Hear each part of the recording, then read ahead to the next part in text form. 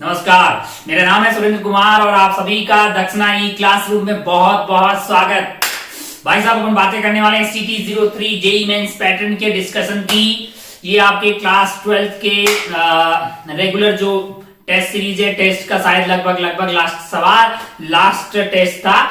इसके बाद अपन revision test series पे प्रस्थान कर जाएंगे नेक्स्ट वाले टेस्ट ऑनवर्ड्स, है ना। इस टेस्ट का पैटर्न था जेईई मेंस और डिफिकल्टी वाइज देखा जाए तो शायद इजी टू मॉडरेट टाइप का ही था। सिलेबस की बात करें तो ये इसमें मतलब मेजॉरिटी ऑफ सवाल यानी कि लगभग सारे ही सवाल जो है वो क्लास 12 के सिलेबस से थे। उम्मीद है कि आपने इसको बहुत अच्छे से सॉल्व किया होगा और जो पर्टिकुलर सवाल आपसे नहीं हुआ है या उसमें क्या कॉन्सेप्ट इन्वॉल्व था या क्या चीज आपसे नहीं हुई है, आप सीधा वीडियो को ट्रैक कीजिए और उस पर्टिकुलर सवाल पे जाइए और उसको सॉल्यूशन आप देख लीजिए, ठीक है। बाकी टेस्ट हमेशा होने का मतलब यही होता है कि आपसे जो गलतियां होती है, जो मिस्टेक्स हो जाती है, आप ट्राई कीजिए कि अगले वाले टेस्ट में उसको कम करें या फिर जीरो करने की कोशिश करें। ट्राई कीजिए कि अगले वाले मेंस पैटर्न के टेस्ट में इस वाले मेंस पैटर्न टेस्ट से ज्यादा नंबर आए, है ना। बाकी आपका ओरिजिनल जो जेईई मेंस है वो बहुत नजदीक है, यानी फरवरी में आने वाला है। तो आप अपने आप को पूरी तरह से तैयार कर डालिए ताकि आप बहुत अच्छा जेईई मेंस दें और जेईई एडवांस की एक बार बहुत अच्छा जेईई मेंस दे देंगे, फिर आप पूरी तरह से ध्यान लगा के जेईई एडवांस की तैयारी करेंगे। हम सबका टारगेट अल्टीमेटली बहुत अच्छी ब्रांच के साथ आईआईटी में जाने का है, तो उसके लिए अपने को कार्यक्रम स्टार्ट करना होगा। तो पहले जेईई मेंस बहुत अच्छा कर लेते हैं। चलिए भाई साहब, चलिए स्टार्ट करते हैं। पहले सवाल से क्या था सवाल भाई साहब? क्वेश्चन नंबर 1, आइए स्टार्ट करते हैं। सवाल नंबर 1, charge Q coulomb is uniformly distributed throughout the volume of solid hemisphere of radius r, then the potential at the centre of the hemisphere in the world. सवाल पढ़ के बहुत ही लल्लू सा लग रहा है। सवाल नंबर 1 जरा ध्यान से देखिए। आपके पास एक हेमिस्फीयर दिया हुआ है, सॉलिड है भाई साहब, है ना। एक बात बताइए, एक मेरे पास सॉलिड स्फीयर जिसका चार्ज Q है, रेडियस r है, यूनिफॉर्मली ये चार्ज डिस्ट्रीब्यूटेड है। इसमें अगर आप r दूरी पे अंदर की तरफ जाते हैं तो आपके पास पोटेंशियल एट पॉइंट P ये आता है कि Q/2r cube 3r square minus r square for r less than equal to r है ना।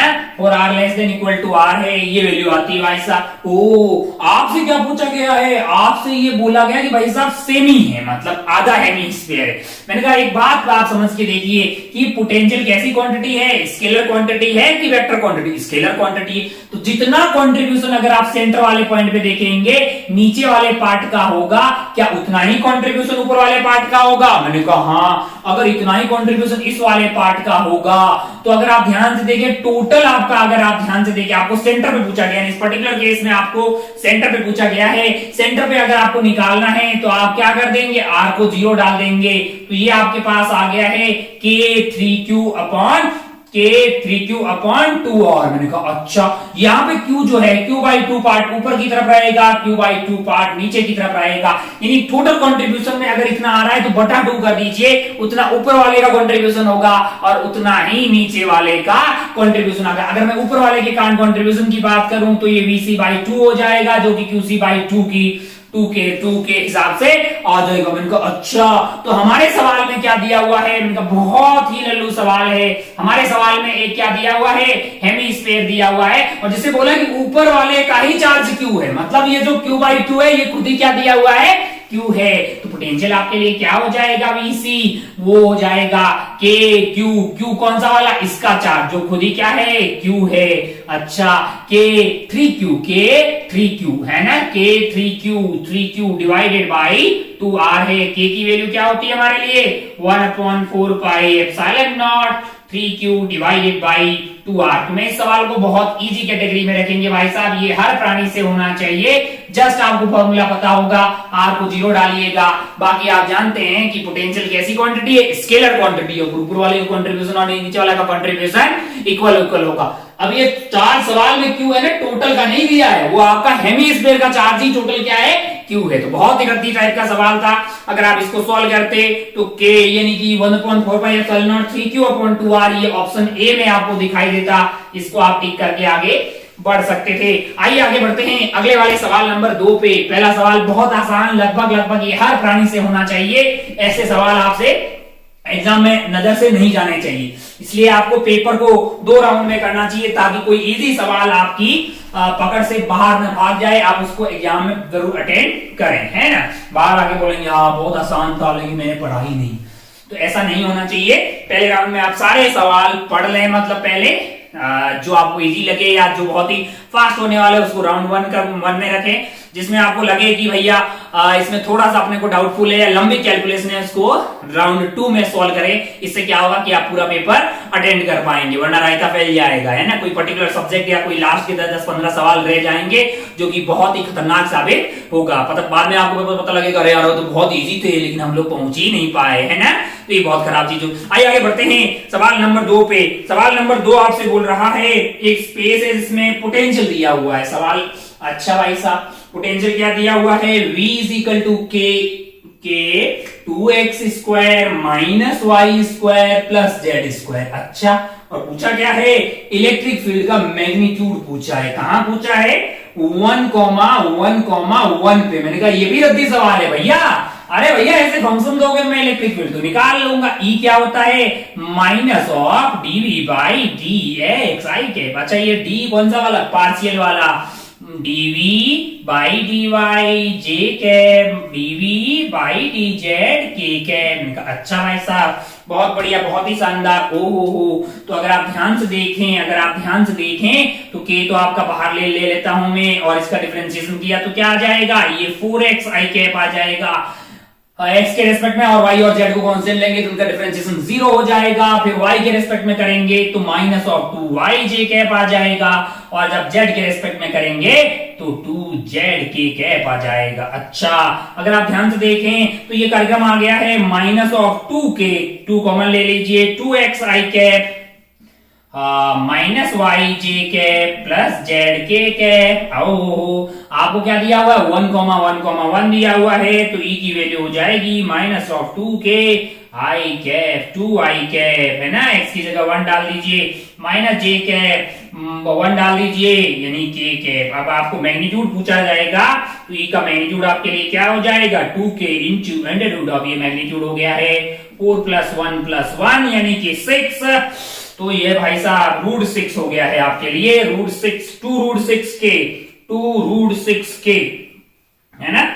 ऐसा कहीं दिखाई दे रहा है, मैंने कहा बिल्कुल दिखाई दे रहा है, 2k√6। ये आपको कौन से ऑप्शन में दिखाई दे रहा है, ये आपको ऑप्शन बी में दिखाई दे रहा है। इसको आप टिक करके आगे बढ़ सकते थे। ये भी सवाल बहुत इजी है, अगर आपको ये बिल्कुल ये जानकारी होती तो बड़ी आसानी से कर लेते। ये बोर्ड लेवल की बातें हैं, आपको बिल्कुल आता होगा, है ना। इसको सॉल्व करके आप आगे बढ़ सकते थे। बहुत ही आसान सा सवाल है। v आपको दिया हो तो डिफरेंशिएट करके आप निकाल सकते हैं e, और आपको पूछा है उस ई वेक्टर का मैग्नीट्यूड। ये था सवाल नंबर 2। आइए आगे बढ़ते हैं सवाल नंबर 3 पे। क्या है सवाल नंबर 3, जरा ध्यान से देखिए। 3 साफ हो जाओ भाई साहब। सवाल नंबर 3 जरा ध्यान से देखिए, क्या है सवाल नंबर 3। अच्छा, a wire has a linear resistance ohm per meter। Linear resistance उसने बोला है ओम मीटर। अच्छा ठीक है, rho ohm metre. Resistance R between point A and B if the side is if A and B if the side of big square is D। अच्छा, कार्यक्रम कैसा बना रखा है, कार्यक्रम ऐसा बना रखा है, ऐसे ऐसे ऐसे, हाँ ऐसे ऐसे ऐसे, हाँ ये यहाँ पे टच मान लीजिए, और यहाँ पे है आपका B, और यहाँ पे क्या है आपके लिए, यहाँ पे A है। और आपसे पूछा है R equivalent between A and B, R equivalent between A and B। अगर आप ध्यान से सोचें, अगर आप इसको ध्यान से सोचें तो मुझे तो A एंड B के बीच में पूछा है ना, मतलब ऐसा दिखाई दे रहा है, और ऐसा लग रहा है कि इसको ऐसे ऐसे रख दूं तो यहाँ पे एक फोल्डिंग सिमेट्री आती हुई दिखाई दे रही है। क्या आपको भी दिखाई दे रही है? आपने पढ़ा होगा करंट इलेक्ट्रिसिटी में मिरर सिमेट्री, फोल्डिंग सिमेट्री, तो यहाँ पे फोल्डिंग सिमेट्री आती हुई दिखाई देगी। कुल मिला के बात ये कि यहाँ का पोटेंशियल और यहाँ का पोटेंशियल सेम होगा, यहाँ का पोटेंशियल और यहाँ का पोटेंशियल सेम होगा, तो इसमें कोई करंट नहीं बहेगा, तो इसको अपन भूल सकते हैं, इन दोनों को अपन भूल सकते हैं। अब सवाल इतना रह गया है सिर्फ, है ना, इसका रेजिस्टेंस निकालना है। अच्छा भाई साहब, ये लेंथ L/2, ये L/2, L/2, ये L√2, ये L/2, आपकी लेंथ D है क्या? L है कि D है? D है, D। तो ये होगा D/2, D/2, d/2 है ना, और ये हो जाएगा d/2 √2। अच्छा एक बात बताइए, मान लो कि मैं ऐसा बोल दूं रो इंटू d/2 का रेजिस्टेंस मान लिया r है। अरे भैया रो आपका पर यूनिट लेंथ है, d/2 से मल्टीप्लाई कर लिया। मान लो कि इतने वाले पार्ट का रेजिस्टेंस मेरे लिए क्या है, r है। अगर ये वाले का r है तो ये वाले का भी r ही रहेगा, ये वाले का भी r रहेगा, और ये वाली लेंथ क्या है, अगर ये लेंथ l थी, ये l √2 है, तो ये r √2 हो जाएगा। ये r रहेगा, ये भी r रहेगा, ये भी r रहेगा, ये भी r रहेगा, ये भी r रहेगा, क्योंकि सर हर एक की लेंथ जो है वो d/2 है, और ये d/2 √2 है, तो ये r √2 हो जाएगा। अब आप ध्यान से देखें तो ये r और ये r सीरीज में है, क्या हो जाएंगे, 2r हो जाएंगे। सिमिलरली ये वाला भी कार्यक्रम क्या हो जाएगा, 2r हो जाएगा। और ये 2r एंड r √2 कैसे हैं, 2r एंड r √2 आपके लिए हैं पैरेलल, तो उनका क्या आ जाएगा, मैंने कहा आएगा 2r into r √2 divided by 2r plus r √2। मैंने कहा अच्छा, बहुत बढ़िया भाई साहब, बहुत शानदार। इसके साथ ये r और r कैसे हैं, सीरीज में हैं, तो प्लस क्या आ जाएगा आपके पास, 2r आ जाएगा। अच्छा ये जो भी आंसर आएगा क्या उतना इधर ही आएगा, मैंने कहा हाँ, तो फिर क्या वो r और r आपस में पैरेलल हो जाएंगे, मैंने कहा हाँ। तो फाइनल आंसर क्या आने वाला है, मैंने कहा बट्टा 2 आने वाला है। फाइनल आंसर क्या आने वाला है, बट्टा 2 आने वाला है। This is r equivalent A B. अबे इसको सॉल्व कर लेगा, कोई भी कर लेता अंधा आदमी यार, ओ हो। तो अगर आप बट्टा 2 करेंगे तो यहां से 2 कॉमन ले लीजिए, यहाँ पे 2 कॉमन ले लीजिए, और इसकी बत्तियां गुल कर दीजिए। मैंने कहा ठीक है, ओ हो। फिर क्या कीजिए, मैंने कहा यहाँ से r कॉमन लीजिए, यहाँ पे खत्म कर दीजिए। मैंने कहा ठीक है। ऊपर की तरफ क्या बच गया है, ऊपर की तरफ क्या बच गया है, r √2 बच गया है। नीचे की तरफ क्या है, मैंने कहा नीचे की तरफ है हमारे पास 2 प्लस √2, और यहाँ पे क्या है, मैंने कहा यहाँ पे r है। अच्छा बहुत बढ़िया भाई साहब, बहुत ही शानदार, ओ हो। तो अगर आप ध्यान से देखें तो ये हो गया है r √2 प्लस 2r प्लस क्या आ जाएगा, √2r divided by 2 plus √2 r √2, और √2r हो गया है 2√r है ना, plus 2r divided by 2 plus √2 मैंने कहा अच्छा भाई साहब, बहुत बढ़िया, बहुत शानदार, ओ हो। तो अगर आप ध्यान से देखें आप √2r क्या चीज, √2r, अच्छा √2r यहां से आ गया है तो 2 बच जाएगा, और यहाँ पे क्या रहेगा, √2 डिवाइडेड बाई, मैंने कहा 2 प्लस √2, कोई भी कर लेगा, ओ। तो आपका r इक्विवेलेंट आ गया है, यानी कि r between a and b आपके पास आ गया √2 इंटू r, और r क्या है आपका, r तो है बेसिकली d/2, तो ये तो हो गया भाई साहब d/√2 कहीं आपको दिखाई दे रहा है क्या, d/√2 ये आपको दिखाई देगा ऑप्शन ए में, तो आप ऑप्शन ए टिक करके आगे बढ़ सकते थे। रद्दी सवाल, बिल्कुल रद्दी सवाल, कोई बहुत टफ सवाल है क्या, मैंने कहा बिल्कुल बहुत टफ सवाल नहीं है। आइए आगे बढ़ते हैं क्वेश्चन नंबर 4 पे, क्वेश्चन नंबर 4 की बात आगे बढ़ते हैं, क्वेश्चन नंबर 4 पे।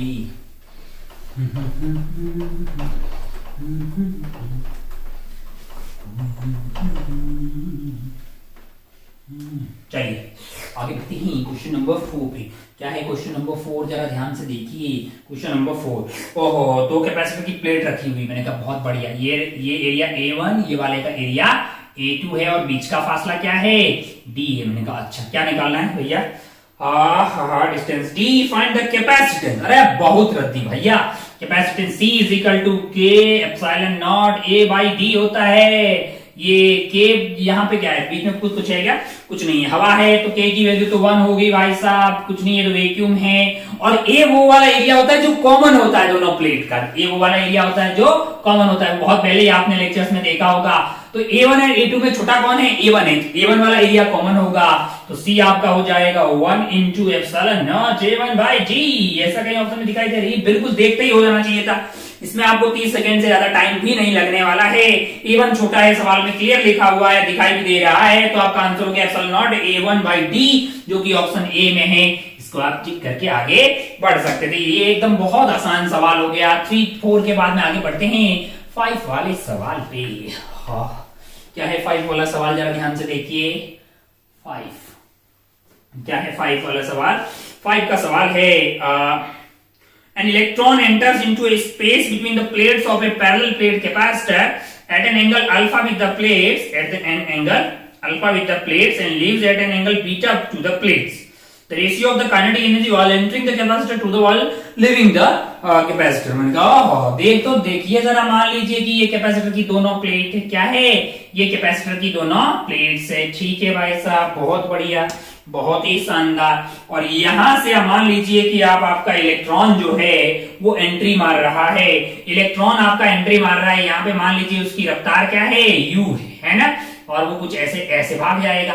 मान लीजिए कि यहाँ पे हाई पोटेंशियल है, यहाँ पे लो पोटेंशियल है। इलेक्ट्रिक फील्ड आपका इस डायरेक्शन में क्या है, इस डायरेक्शन में इलेक्ट्रिक फील्ड है, तो इलेक्ट्रॉन पे फोर्स लगेगा उधर की तरफ। और रफ्तार जो है, ये एंगल आपका क्या था पहले, ये एंगल सवाल में दिया हुआ है, ये एंगल पहले अल्फा था। क्या था, अल्फा था, यानी कि ये वाला जो एंगल है आपका यहां से, ये एंगल अल्फा है। और जब ये बाहर निकल रहा है तब इसकी रफ्तार v हो जा रही है और ये एंगल बीटा हो जा रहा है ना। अच्छा, ये उधर क्यों जाएगा, क्योंकि फोर्स उस पर उधर लग रहा होगा। अगर ध्यान से देखें तो इसकी वेलोसिटी इनिशियल कंपोनेंट थे u cos alpha, u sin alpha, और यहाँ पे आप बात करेंगे तो ये हो जाएगा v cos beta, v cos beta और v sin alpha, v sin beta, sorry.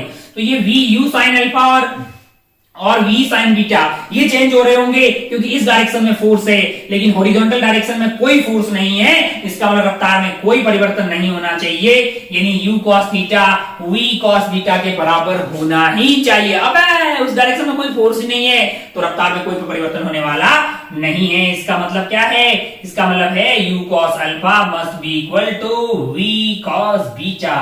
अब आपको क्या चाहिए, आपको सवाल में चाहिए the ratio of the kinetic energy while entering the capacitor to the while leaving. मैंने कहा भैया एंटर कर रहे हैं तो काइनेटिक एनर्जी होगी half mass of electron u square, और जब आप लीव कर रहे होंगे तब काइनेटिक एनर्जी होगी हाफ mv स्क्वायर। अच्छा, तो अगर आप ध्यान से देखें तो आपको u बाई v चाहिए, u बाई v यहां से निकाल दीजिए, u बाई v वो हो जाएगा cos beta divided by cos alpha, और आपको सिर्फ u बाई v नहीं उसका स्क्वायर चाहिए सॉरी, तो इसका स्क्वायर मान लीजिए भैया, हो गया। ये कहीं दिखाई दे रहा है cos beta by cos alpha का स्क्वायर, एकदम मेडिकल लेवल, बहुत इजी टाइप का है। आप बिल्कुल इसको फोड़ करके आगे बढ़ सकते थे। ये था सवाल नंबर 2, बहुत ही आसान सवाल है, बहुत ही आसान सवाल है। आगे बढ़ते हैं क्वेश्चन नंबर 6 पे, आगे बढ़ते हैं क्वेश्चन नंबर 6 पे।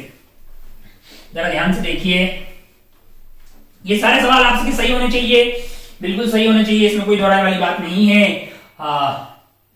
जरा ध्यान से देखें,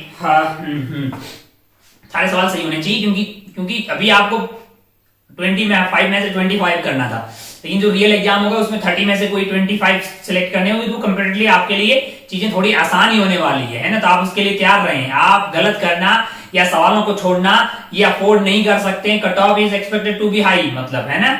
चलिए आइए आगे बढ़ते हैं 6 वाले सवाल पे। 6 वाले में क्या बोल रहा है, positively charge disc is rotated clockwise. मैंने कहा अच्छा, जरा ध्यान से देखिए, यहाँ पे पॉजिटिव चार्ज है हर जगह, और इसको कैसे घुमाया जा रहा है, क्लॉकवाइज सेंस में इसको घुमाया जा रहा है। मैंने कहा बहुत बढ़िया भाई साहब, बहुत ही शानदार। ओहो, अगर पॉजिटिव चार्ज ऐसे जा रहा है तो फिर तो करंट भी ऐसे ही जा रहा है, यानी करंट ऐसे चल रहा है, करंट ऐसे लूप में चल रहा है। अरे चार्ज मूव करा दिए, करंट ऐसे चल रहा है आई। अच्छा, और पॉइंट कहाँ है आप अपना, यहाँ पे। अब आप कोई भी बता देगा यार, अंदर की तरफ अगर आपको निकालना है, अगर आपका करंट ऐसे जा रहा है तो यहाँ पे होगा अंदर की तरफ, और यहाँ पे कैसे होगा, मैंने कहा बाहर की तरफ होगा।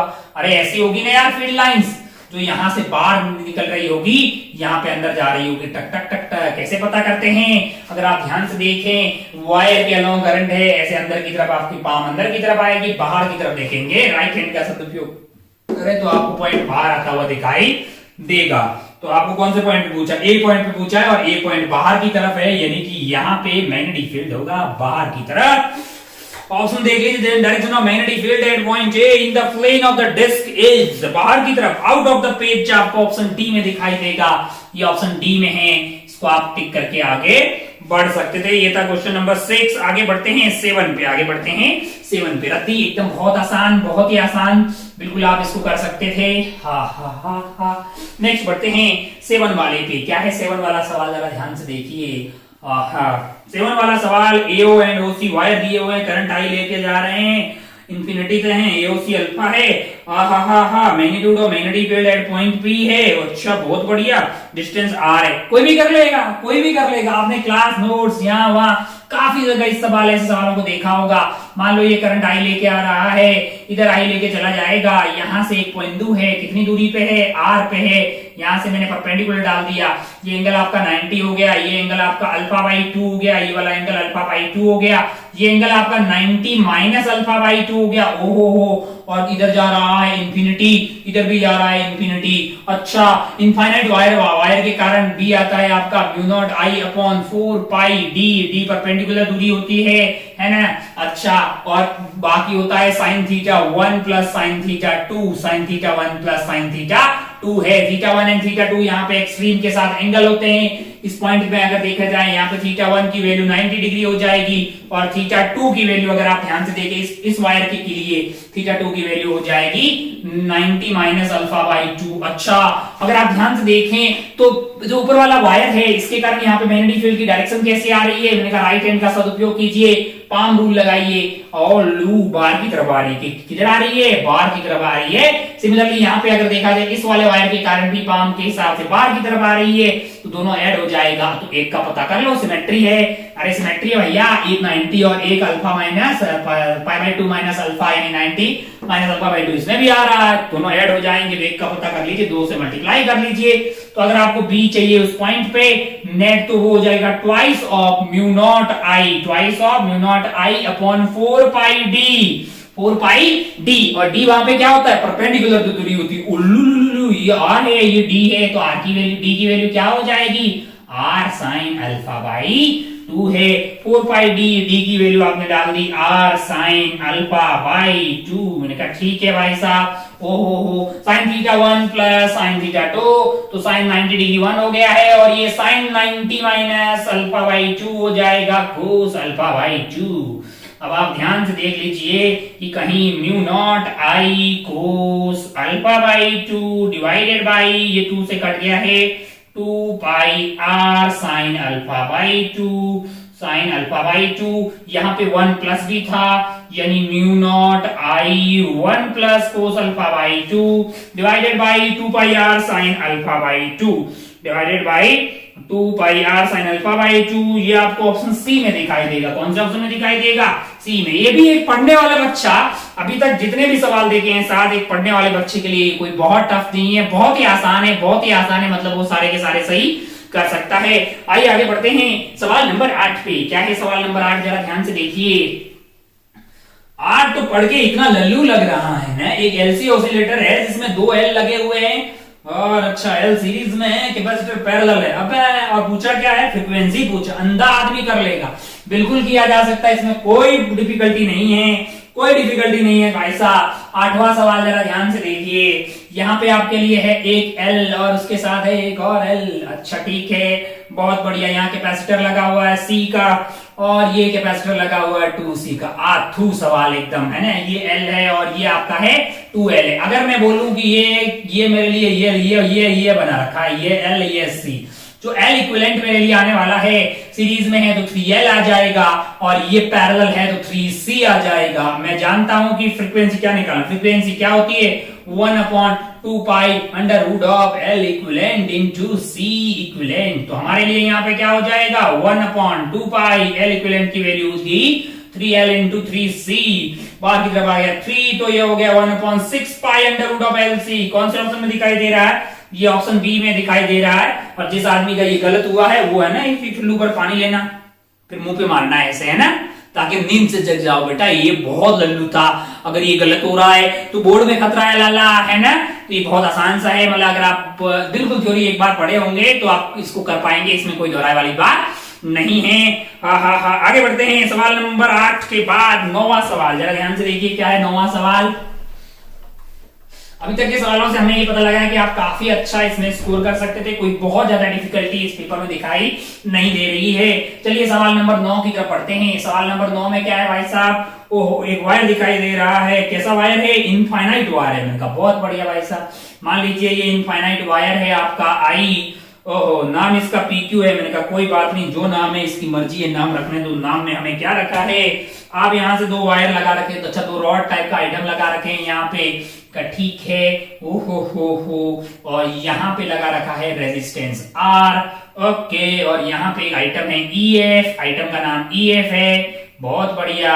इसको अपन चला रहे हैं रफ्तार V से, का बहुत शानदार। ओ, और ये जो फासला है इसको A बोल दिया गया है, और ये जो दूरी है ये वाले को सवाल में B बोल दिया गया है। और आपसे पूछा है force needed to maintain the constant speed, मतलब आप लोग चाहते हैं कि ये जो भाई साहब है EF, इनकी रफ्तार कांस्टेंट रहे, इनकी रफ्तार क्या रहे, कांस्टेंट रहे। इसका मतलब इस पे लगने वाला नेट फोर्स 0 होना चाहिए। अच्छा भाई साहब, जब आप इसको V रफ्तार से चलाइएगा, इसको V रफ्तार से चलाएंगे तो क्या होगा, मैंने कहा अगर आप V रफ्तार से इसको चलाएंगे तो भाई साहब ईएमएफ इंड्यूस हो जाएगा। मैंने कहा कितना ईएमएफ इंड्यूस होगा, कितना ईएमएफ इंड्यूस होगा, मैंने कहा V क्रॉस B।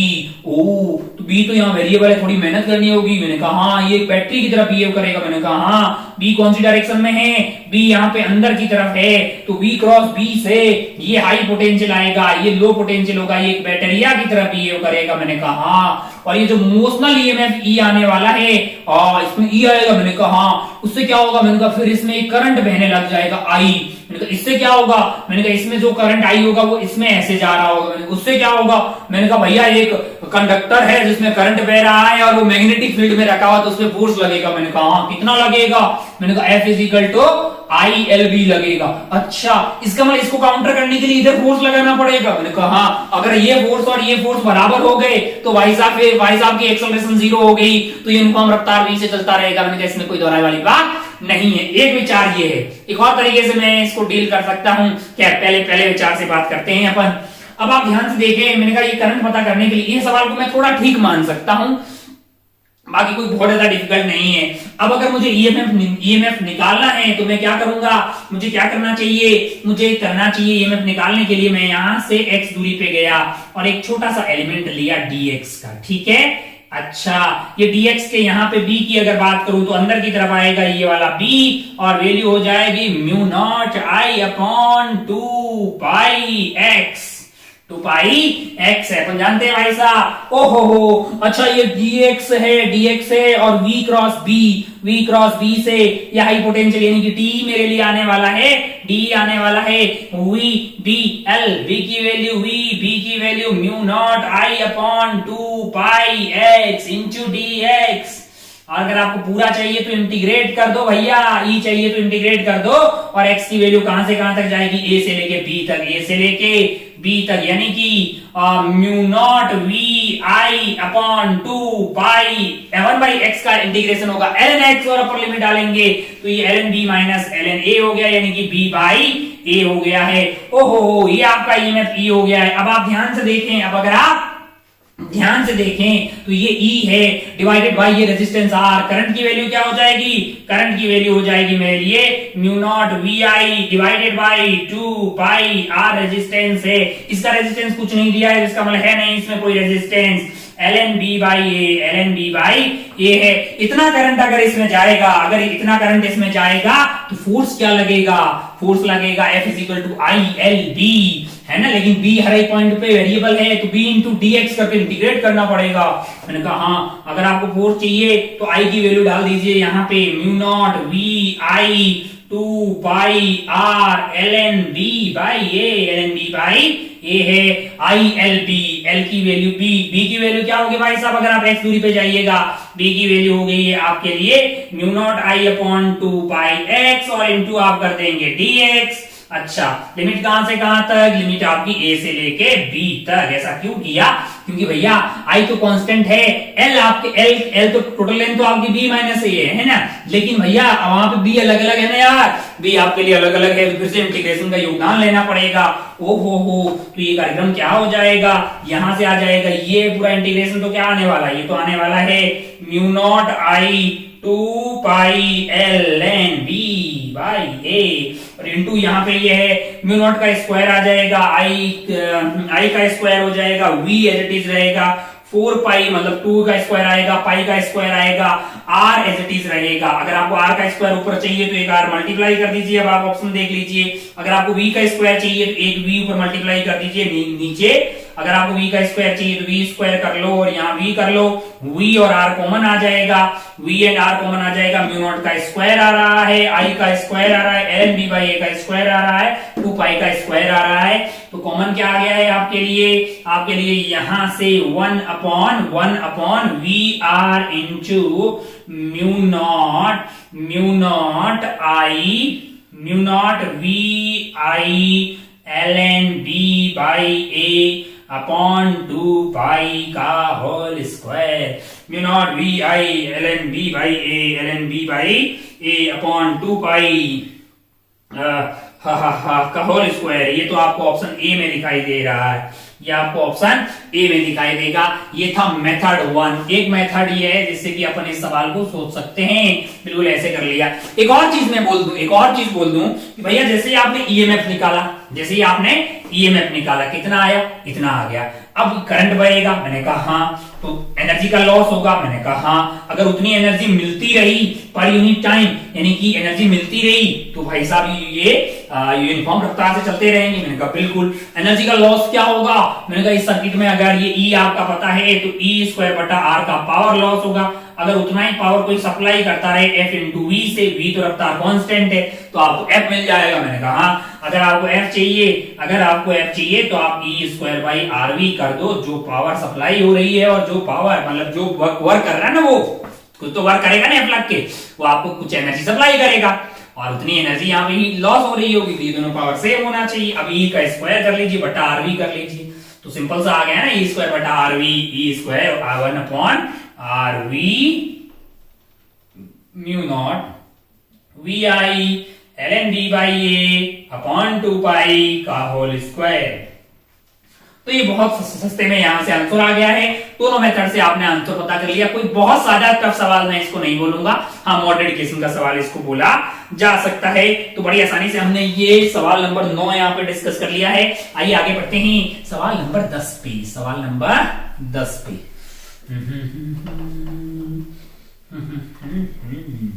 सवाल नंबर 10 क्वेश्चन नंबर 9 के बाद आगे देखते हैं सवाल नंबर 10। क्या है सवाल नंबर 10, जरा ध्यान से देखिए। सवाल नंबर 10 में एलसीआर सर्किट दिया हुआ है, एल आपको दिया हुआ है, सी दिया हुआ है। एल की वैल्यू क्या है, एल की वैल्यू है 0.12 हेनरी और सी की वैल्यू है 480 नैनोफैरेड। अच्छा, रेजिस्टेंस आपको दिया हुआ है 23 ओम। हो और यहाँ पे जो सप्लाई दी गई है वेरिएबल फ्रीक्वेंसी सप्लाई, यानी आरएमएस वैल्यू, आपको आरएमएस वैल्यू दी हुई है 230 वोल्ट की। अच्छा, बहुत बढ़िया। मैक्सिमम करंट की बातें हो रही है, मतलब रेजोनेंस वाली कंडीशन की बात हो रही है। आई जब मैक्सिमम होगा तो जेड आपका मिनिमम होगा, और जेड मिनिमम की वैल्यू किसके बराबर होगी, आर के बराबर होगी। तो आपके पास उस वाले केस में आई आरएमएस की वैल्यू क्या हो जाएगी, मैंने कहा वो तो V RMS divided by Z होता है, जेड की वैल्यू आर यानी कि 230 डिवाइडेड बाई आर,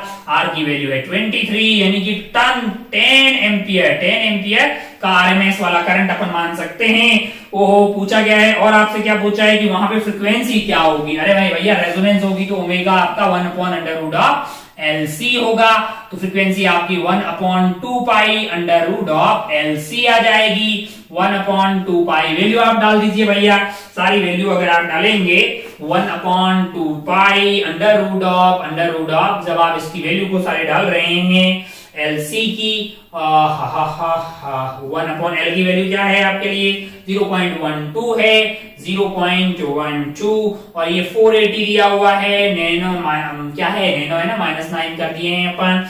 जब आप इसको सॉल्व कर रहे हैं तो ये वैल्यू आ रही है 1/2 पाई √10⁸ डिवाइडेड बाई 5.76, जो कि आ रहा है 630 हर्ट्ज।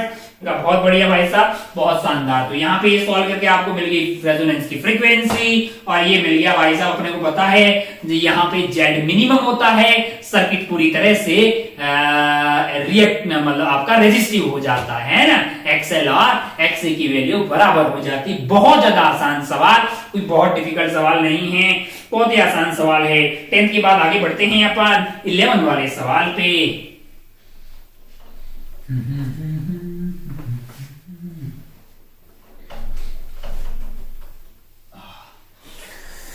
11 वाले सवाल पे जरा ध्यान से देखिए। ये है आपका सवाल नंबर 11। क्या है सवाल नंबर 11 भाई साहब? The reflecting surface represented by equation 2x is equal to y square as shown in the figure, a ray traveling horizontally become vertical after reflection. Okay the coordinate of, अच्छा mirror आपको इस तरह का दिया हुआ है। किस तरह का मिरर दिया हुआ है? ऐसा मिरर दिया हुआ है। ये आपका x एक्सिस है और ये आपका y एक्सिस है और मिरर वह ऐसे रखा हुआ है और इसका समीकरण यानी कि इक्वेशन आपको दिया है 2x is equal to y square. और आपसे क्या बोला है?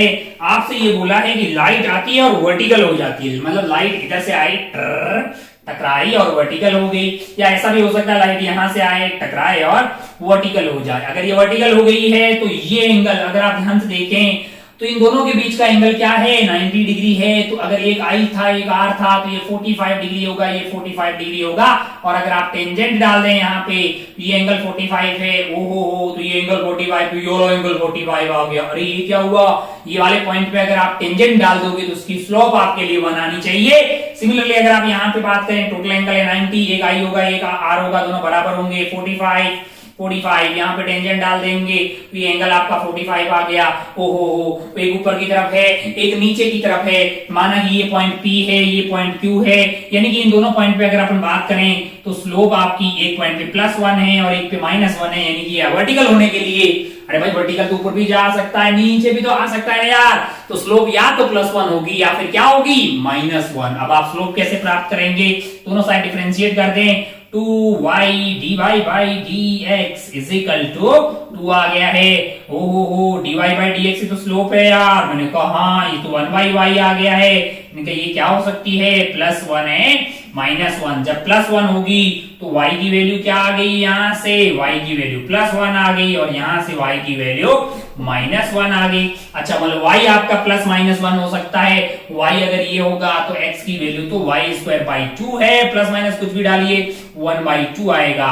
तो आपका आंसर होगा 1/2 +-1 है ना, 1/2। x y की वैल्यू +1 भी हो सकती है और -1 भी हो सकती है। तो बहुत बढ़िया भाई साहब, आपको पूछा है कि इस पॉइंट के कोऑर्डिनेट तो जो कि है आपके लिए x, y, x की वैल्यू दोनों के लिए क्या हो जाएगी? ये 1/2 और y की वैल्यू यहाँ पे +1 और यहाँ पे -1। रद्दी सवाल, एकदम रद्दी सवाल, बहुत आसानी से आप इसको कर सकते हैं। ये था सवाल नंबर 11। आगे बढ़ते हैं सवाल नंबर 12 पे, है ना।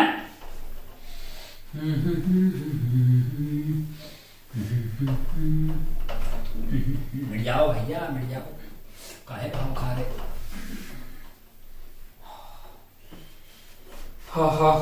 सवाल नंबर 12 क्या है? सवाल नंबर 12 जरा ध्यान से देखिए, क्या है सवाल नंबर 12?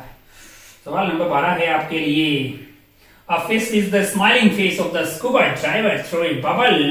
अच्छा ओहो स्कूबा ड्राइवर यहाँ पे है, ड्राइवर साहब यहाँ पे। मैंने कहा अच्छा यहाँ पे अपना फेस लेके खड़े हैं, बहुत बढ़िया। और यहाँ पे कौन है? बबल है। यहाँ पे कौन है?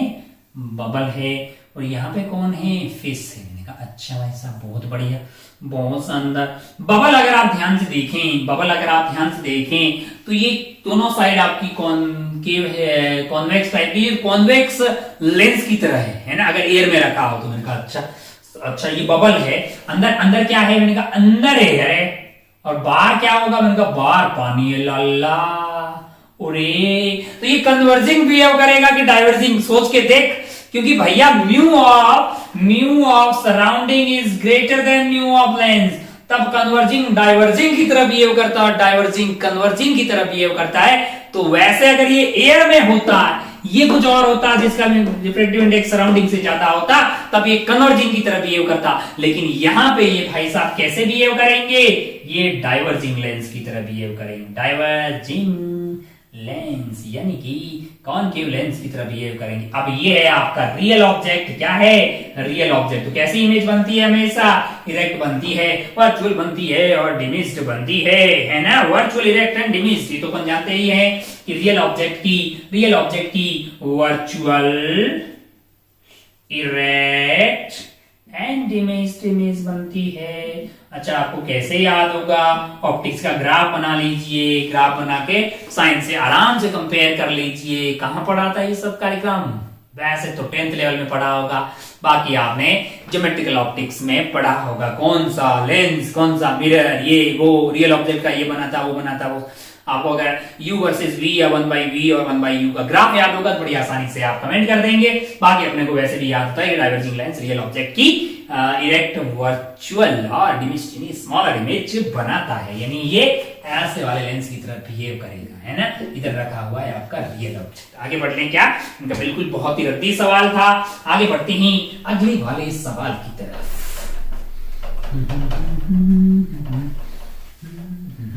12 के बाद आगे बढ़ते ही 13वां सवाल क्या है भाई साहब। 13वां सवाल जरा ध्यान से देखिए। 13 क्वेश्चन नंबर 13 है, two source S1 and S2 separated by 2 metre vibrating, अच्छा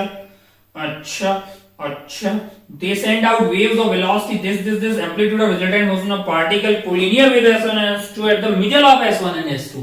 मैंने कहा भैया यहाँ पे है आपका सोर्स 1, यहाँ पे क्या है सोर्स 1 है, और यहाँ पे है सोर्स 2, और उनके मध्य का फासला क्या है, इनके मध्य का फासला 2 मीटर है। बातें हो रही मिड पॉइंट पे, यानी ये मीटर है, 1 मीटर और 1 मीटर। मुझे बस ये पता करना है कि क्या दोनों सोर्स कोहेरेंट है या नहीं है। अगर ये दोनों कोहेरेंट हुए तो यहाँ पे डेल्टा एक्स 0 आ जाएगा, है ना। पहले कोहेरेंट 0 होना चाहिए, मतलब डेल्टा एक्स तो 0 है, फिर डेल्टा एक्स 0 आएगा तो वहां पे मैक्सिमम बन जाएगा, है ना। अरे भैया, है ना। लेकिन उनके लिए दोनों सोर्सेस को कोहेरेंट होना चाहिए, फ्रीक्वेंसी सेम होना चाहिए। तो पहले वाले की इक्वेशन आपको दी हुई है y1 is equal to 0.03 sin omega t यानी पाई t है। दूसरे वाले की इक्वेशन आपको दी हुई है y2, यहाँ पे y2 की वैल्यू है 0.02 sin पाई t। ये क्या हो गया है, अरे इनका तो फ्रीक्वेंसी सेम है, फ्रीक्वेंसी अगर ओमेगा सेम है फ्रीक्वेंसी सेम होगी भाई साहब। ओहो, इसका मतलब कोहेरेंट सोर्सेस है। और यहाँ पे अगर आप देखेंगे तो डेल्टा एक्स क्या आ गया है, 1 मीटर ये भी चलेगा, 1 मीटर ये भी चलेगा, डेल्टा एक्स 0, डेल्टा फाई की बात करें तो ये होगा आपका 2 pi by lambda into delta x, initially same phase में है, और तो ये हो गया आपका 0, क्योंकि डेल्टा एक्स खुद ही क्या है 0, डेल्टा फाई 0 हो गया है। आपको पूछा क्या है, फिर एम्पलीट्यूड पूछा इस पॉइंट पे। मैंने कहा ठीक है, कोई भी कर लेगा इसको। ए नेट क्या है आपके लिए, अंडर रूट ऑफ a1 का स्क्वायर a2 का square twice of a1 a2 cos delta phi. लेकिन जब आप यहाँ पे डेल्टा एक्स आपको 0 आता है, या फिर आपका डेल्टा फाई 0 होगा, डेल्टा एक्स 0 है तो डेल्टा फाई 0 होगा, कोस डेल्टा फाई 1 हो जाएगा, यानी कि ये वैल्यू आपके लिए a1 प्लस a2 आ जाएगी, क्योंकि ये कार्यक्रम बन गया a1 प्लस a2 का होल स्क्वायर का रूट, यानी कि a1 प्लस है।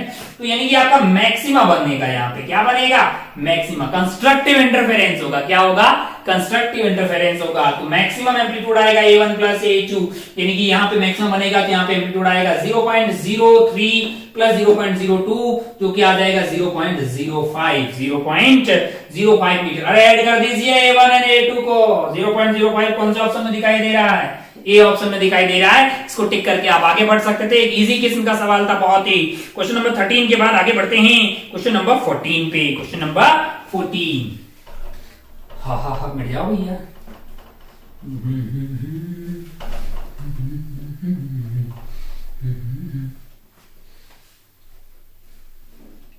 जरा ध्यान से देखिए क्या है क्वेश्चन नंबर 14। क्वेश्चन नंबर 14 के अल्फा लाइन ऑफ मोलिबेंडम, जिसका जेड यानी कि जेड आपको 42 दिया हुआ है, बहुत बढ़िया। उसके लिए के अल्फा की जो लाइन है, के अल्फा अपन जानते हैं 2 से 1 में जो ट्रांजिशन होता है तब आपकी है has a wavelength of 0 point, यानी कि इसकी वेवलेंथ आपको लैम्डा दिया हुआ है 0.7078 एंगस्ट्रॉन। अच्छा भाई साहब, what will be the wavelength of the K alpha line of element whose atomic number, यानी कि Z आपको जिसका दिया हुआ है 30 दिया हुआ, उसका क्या होगा। मैंने कहा अगर आप ध्यान से देखें तो Z आपका जो है वो 42 है, 30 है।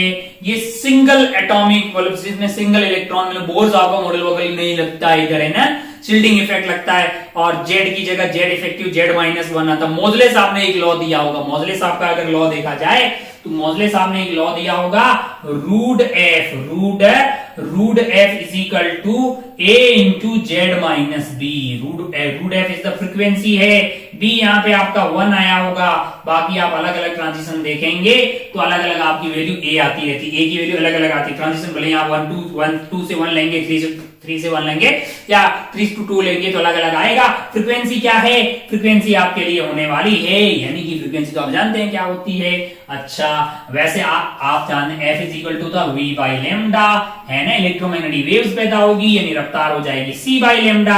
अच्छा स्क्वायर कर दीजिए तो फ्रीक्वेंसी आ जाएगी आपके लिए, इस साइड आ जाएगा समथिंग कांस्टेंट इनटू मतलब a स्क्वायर आ जाएगा। बेसिकली क्या आ जाएगा आपके लिए, a स्क्वायर आ जाएगा z माइनस 1 का होल स्क्वायर हो जाएगा। तो c यहां से अगर आप ध्यान से देखें f is equal to V by lambda, f is equal to V by lambda. तो अगर आप ध्यान से देखें तो मुझे क्या चाहिए, मुझे यहां से ये पता लग रहा है कि c इज इक्वल टू, इसको इधर ले आइए, c by A square is equal to lambda into Z minus 1 का स्क्वायर। अरे ये क्या हुआ, ये तो कांस्टेंट आ गया। मैंने कहा तो ये वैल्यू क्या है, ये कांस्टेंट है, इसका मतलब लेमडा 1 जेड 1 माइनस 1 का square is equal to lambda 2 Z minus 2 का स्क्वायर। ओ तो पहले वाला लेमडा क्या था, मैंने कहा 0.7078 इंटू वहां का जेड कितना था 42 माइनस 1 का square must be equal to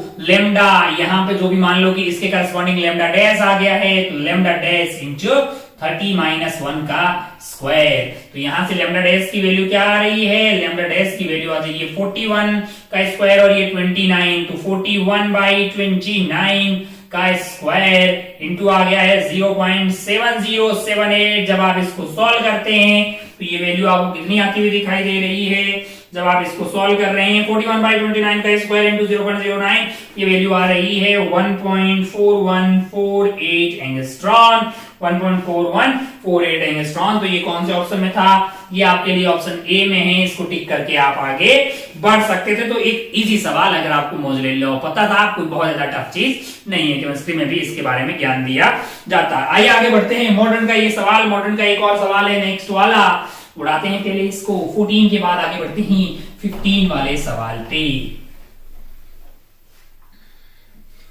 हाँ क्या है 15, जरा ध्यान से देखिए, क्वेश्चन नंबर 15 क्या है, 15 क्या बोल रहा है, circumference of second Bohr orbit of electron in hydrogen atom is this. Circumference दी हुई है, सर्कमफ्रेंस यानी कि मान लो कि ये Rn है ना, nth ऑर्बिट है, सर्कमफ्रेंस क्या हो जाएगी 2 पाई Rn। मैंने कहा अच्छा भाई साहब बहुत बढ़िया, बहुत शानदार। और क्या बोल रहा है, the potential difference must be applied between the plates so that the electron have the de Broglie wavelength corresponding to this circumstance. अच्छा ओहो, तो अगर आप ध्यान से देखिए डी ब्रोगली वेवलेंथ की बात करें तो ये तो होती है h बटा p, और p की वैल्यू आपके लिए होती है h बटा p, यानी कि p को अपन लिख सकते हैं m इंटू b। क्या चीज, m इंटू b। अच्छा अगर आपको याद हो तो 2 पाई Rn जो सर्कमफ्रेंस है वो n लेमडा के बराबर होनी चाहिए भाई साहब, है ना। ये देखो 2 पाई ये आपने पढ़ा होगा यार, है ना, 2 पाई Rn n लेमडा के बराबर होगा, तभी mvr n लेमडा आ जाएगा। 2 पाई Rn is equal to n lambda, constructive interference होता है यहाँ पे, है ना, वहां पे वेव्स की तरह, इलेक्ट्रॉन वेव की तरह बिहेव करता है। अगर आप ध्यान से देखें तो आपके लिए 2 पाई Rn is equal to n lambda हो गया है। अच्छा तो लेमडा को आप क्या डाल सकते हैं, जैसे ये है ना 2 pi r is equal to n lambda, lambda को अपन क्या डालते हैं h अपॉन mv, है ना, h is equal to h upon p यानी कि mv। तो यहां पे लेके जाइए mv और mv r is equal to nh upon 2 pi. अरे ये क्या हुआ है, एंगुलर मोमेंटम आ गया है, क्योंकि integral multiple of h upon 2 पाई आ गया, जो कि integral multiple of h upon 2 पाई आ गया, यहीं से तो आया था ना। ओ हो। तो अगर आप ध्यान से देखें तो लेमडा आपके लिए है, लेमडा आपके लिए यहां से h बाई p से h अपॉन mv आ गया है। लेमडा को आप एक और तरीके से लिख सकते हैं, यहाँ पे मैंने कहा हाँ वो क्या हो जाएगा 2 पाई Rn डिवाइडेड बाई n है। सर्कमफ्रेंस है, क्या सवाल में सर्कमफ्रेंस दी हुई है, मैंने कहा कितनी दी हुई है 600 नैनोमीटर दी हुई है। और ये क्या हुआ, ये 600 इंटू 10 की पावर माइनस 9 मीटर आ जाएगा, डिवाइडेड बाई 2, यानी कि ये आपका हो गया है 300 इंटू 10 की पावर माइनस 9 मीटर। अगर इसको एंगस्ट्रॉन में कन्वर्ट करना है तो 10 की पावर माइनस 10 से डिवाइड कर दीजिए, तो ये 3000 एंगस्ट्रॉन हो गई। ऐसा इसलिए कर रहा हूं क्योंकि मुझे वो फॉर्मूले याद है, मुझे पता है कि lambda is equal to H by P होता है और पी को मैं under root of 2m ke लिखता हूं, 2m ke और ke को मैं q इंटू वी लिखता हूं। यहाँ पे इलेक्ट्रॉन होता है, बाकी सारी value mass of electron q डालते हैं। तो ये कार्यक्रम जो है मेरे लिए ये जो लैम्डा आता है वो आता है इलेक्ट्रॉन के लिए 150 divided by v in volt है एंगस्ट्रॉन। 150 बाई v का रूट एंगस्ट्रॉन। अगर मुझे ये फॉर्मूला याद है तो मैं इसका यूज करूंगा यहाँ पे। मैंने कहा बिल्कुल, यहाँ पे मेरे पास हो जाएगा 150 डिवाइडेड बाई v का रूट इतना angstrom is equal to 3000 angstrom. मुझे अगर v चाहिए, रूट v नहीं, ये तो v है ना। मुझे अगर v चाहिए तो मैं क्या करूंगा, v की वैल्यू मेरे लिए हो जाएगी, स्क्वायर का डालिए, तो ये आपका हो गया है 150 डिवाइडेड बाई 3000 का स्क्वायर, 150 डिवाइडेड बाई 3000 का स्क्वायर। अगर आप इसको सॉल्व करते हैं ये तो बिल्कुल आसानी से हो जाएगा। 5/3 इंटू 10⁻⁵ वोल्ट है। तो ये जी सवाल यहाँ पे बनता हुआ दिखाई दे रहा है आपको सवाल में सीधा सरकमफ्रेंस दी हुई है, n की वैल्यू 2 दी हुई है, सरकमफ्रेंस आपको सेकंड ऑर्बिट का दिया हुआ है और ऑर्बिट नंबर 2 है, डिवाइड कर दीजिए, लैम्डा मिल गया है। बाकी कोई बहुत ही टफ सवाल है नहीं, है ना। अरे ठीक है, आगे बढ़ लें क्या। मॉडर्न का एक आसान सवाल था आपके लिए। अच्छा, अब ये सवाल नंबर कितना था भैया, 15 था। आगे बढ़ते हैं सवाल नंबर 16 पे। सवाल नंबर 16 है, the surface of metal is successfully explored bye radiation of this. अच्छा, अगर रेडिएशन की बात कर रहे हैं तो फोटो इलेक्ट्रिक इफेक्ट का सवाल हो गया है। मैंने कहा बिल्कुल हो गया है। इससे पहले इस खेला को साफ कर देते हैं। सवाल नंबर 15 का इंच 16 लिखते हैं। हा। सवाल नंबर 16, ध्यान से देखिए क्या है सवाल नंबर 16। देख सवाल, if the surface of metal is successfully exploded by radiation of λ1 आपको दिया हुआ है 350 नैनोमीटर और λ2 कितना दिया हुआ है, λ2 आपको दिया हुआ है 450 नैनोमीटर। अच्छा, ऐसा maximum velocity of photo electron will be differ by A factor of 2। यानी कि अगर आप ध्यान से देखें तो आप जानते हैं hν is equal to 5 plus maximum kinetic energy जो कि हाफ mv² होती है। फ्रीक्वेंसी को अपन c बाई लैम्डा लिख सकते हैं, तो sc by λ1 is equal to 5 plus half mv1 का स्क्वायर। पहले वाले केस में मान लो कि रफ्तार आ गई v1, दोबारा λ2 डाला गया तो मान लो कि sc by λ2 is equal to, work function थोड़ी चेंज होगा, वही रहेगा 5 हाफ mv2 का स्क्वायर। मैंने कहा अच्छा भाई साहब बहुत बढ़िया। λ1 बड़ा है कि λ2 बड़ा है, λ2 बड़ा है, यानी ये क्वांटिटी कम आएगी। तो मैं ऐसा कर सकता हूं, मैंने कहा sc कॉमन आ जाएगा, दोनों को घटा देते हैं भाई साहब। sc 1/λ1 minus 1/λ2। अच्छा, मुझे चाहिए क्या, मुझे तो चाहिए ना फाई ना। अगर मुझे फाई चाहिए, मुझे मान लो कि फाई चाहिए, तो फाई की वैल्यू क्या होगी मेरे लिए, फाई की वैल्यू होगी sc by λ2 minus of half mv2 का स्क्वायर। भैया कहीं से ये मिल जाए, मतलब ये मिल जाए तो मेरा लाइफ झिंगालाला हो जाएगी, है ना।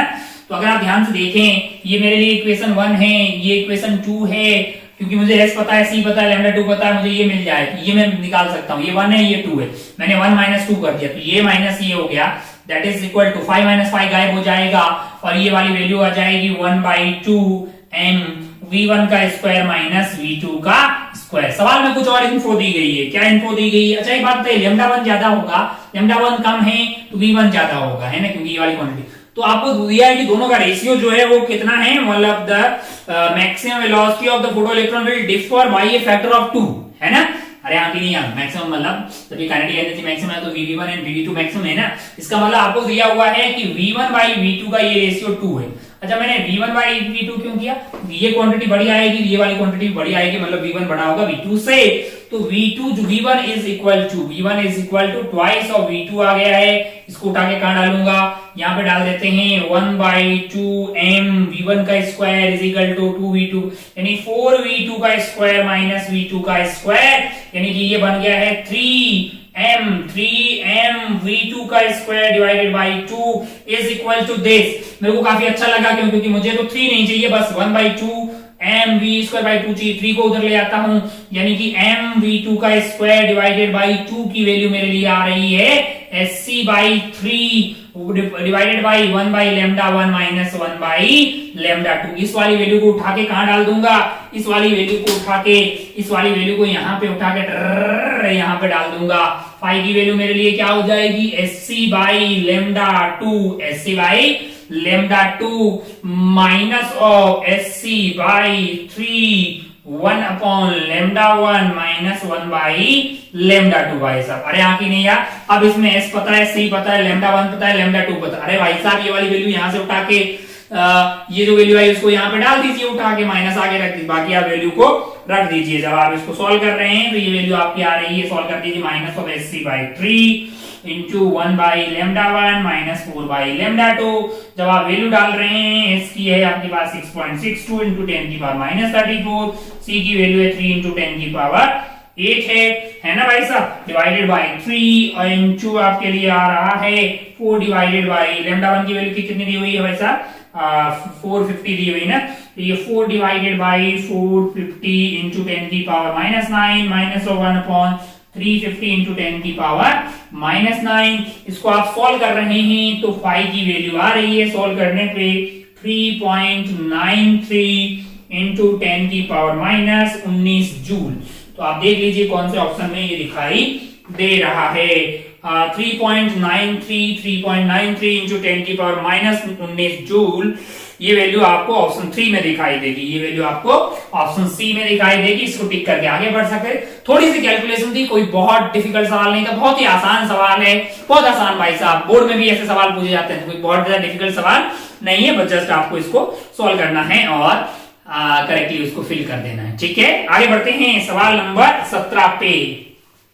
16 के बाद आगे बढ़ते हैं अपन सवाल नंबर 17 पे। बढ़िया भाई साहब,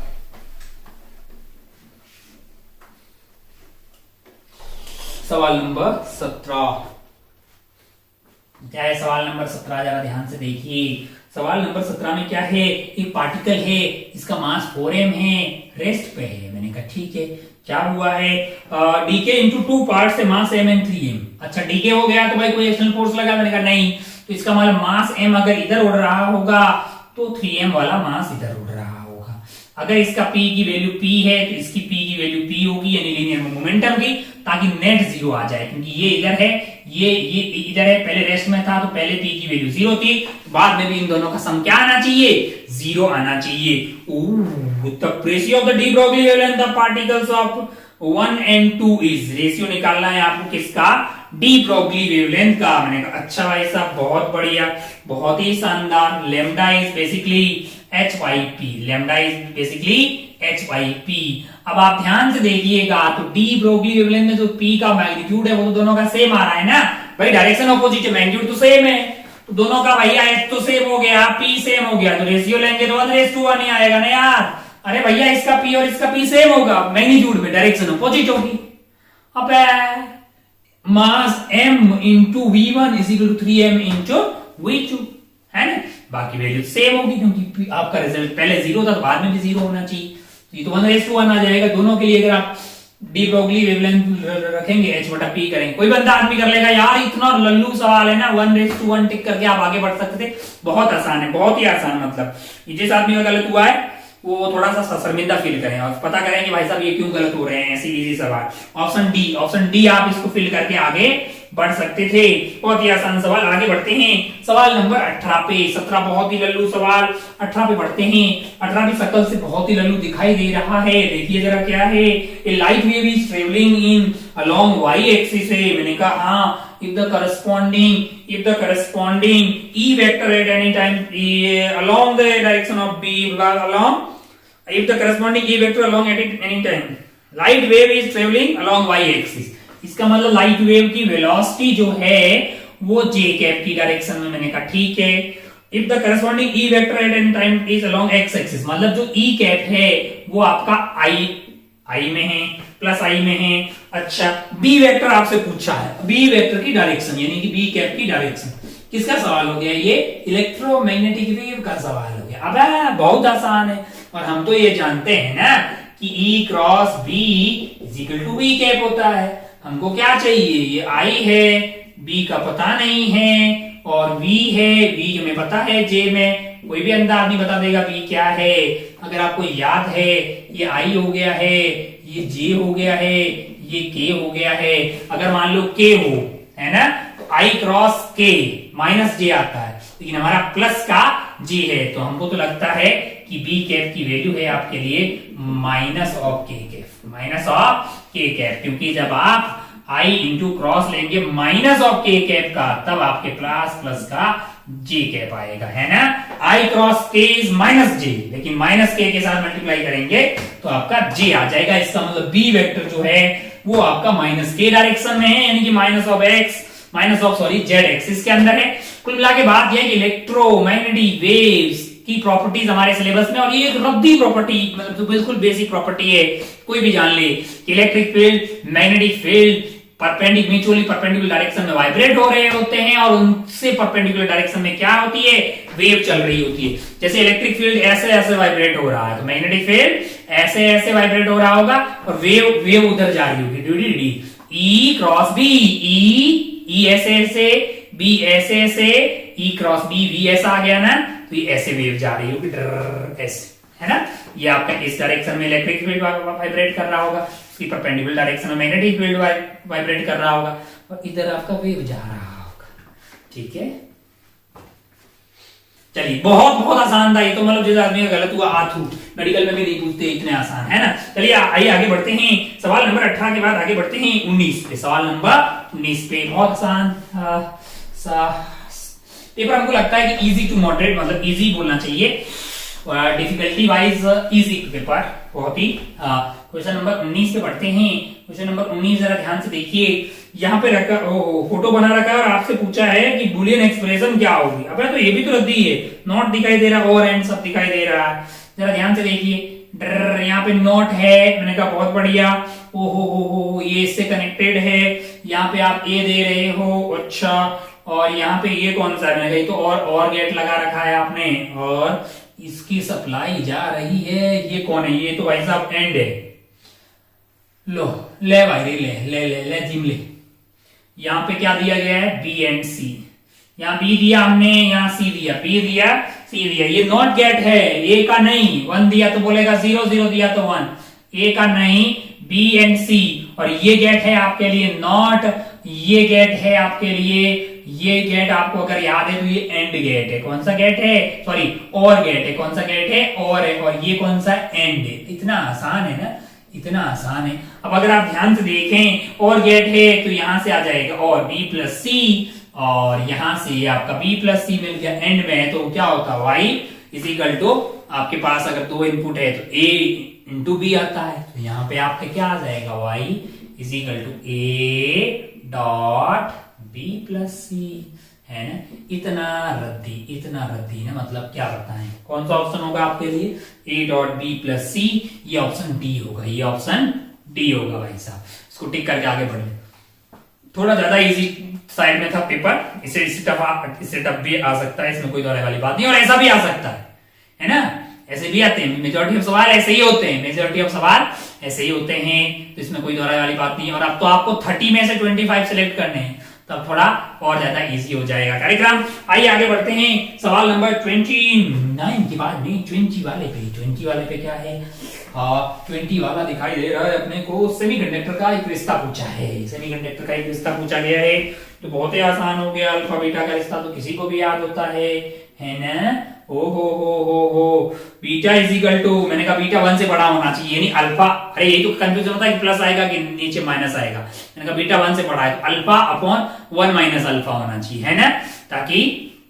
आपके लिए वो वेक्टर 1 से बड़ा हो जाएगा अपने आप। अच्छा, अब आपको याद हो तो 3 कॉन्फ़िगरेशन होते हैं ट्रांजिस्टर के, common base, common ammeter, common collector. अच्छा, इसका जो करंट गेन वाला कार्यक्रम है वो अल्फा होता है, यहाँ पे करंट गेन फैक्टर बीटा होता है, यहाँ पे गामा होता है, कॉमन बेस है, बेस कॉमन है ना।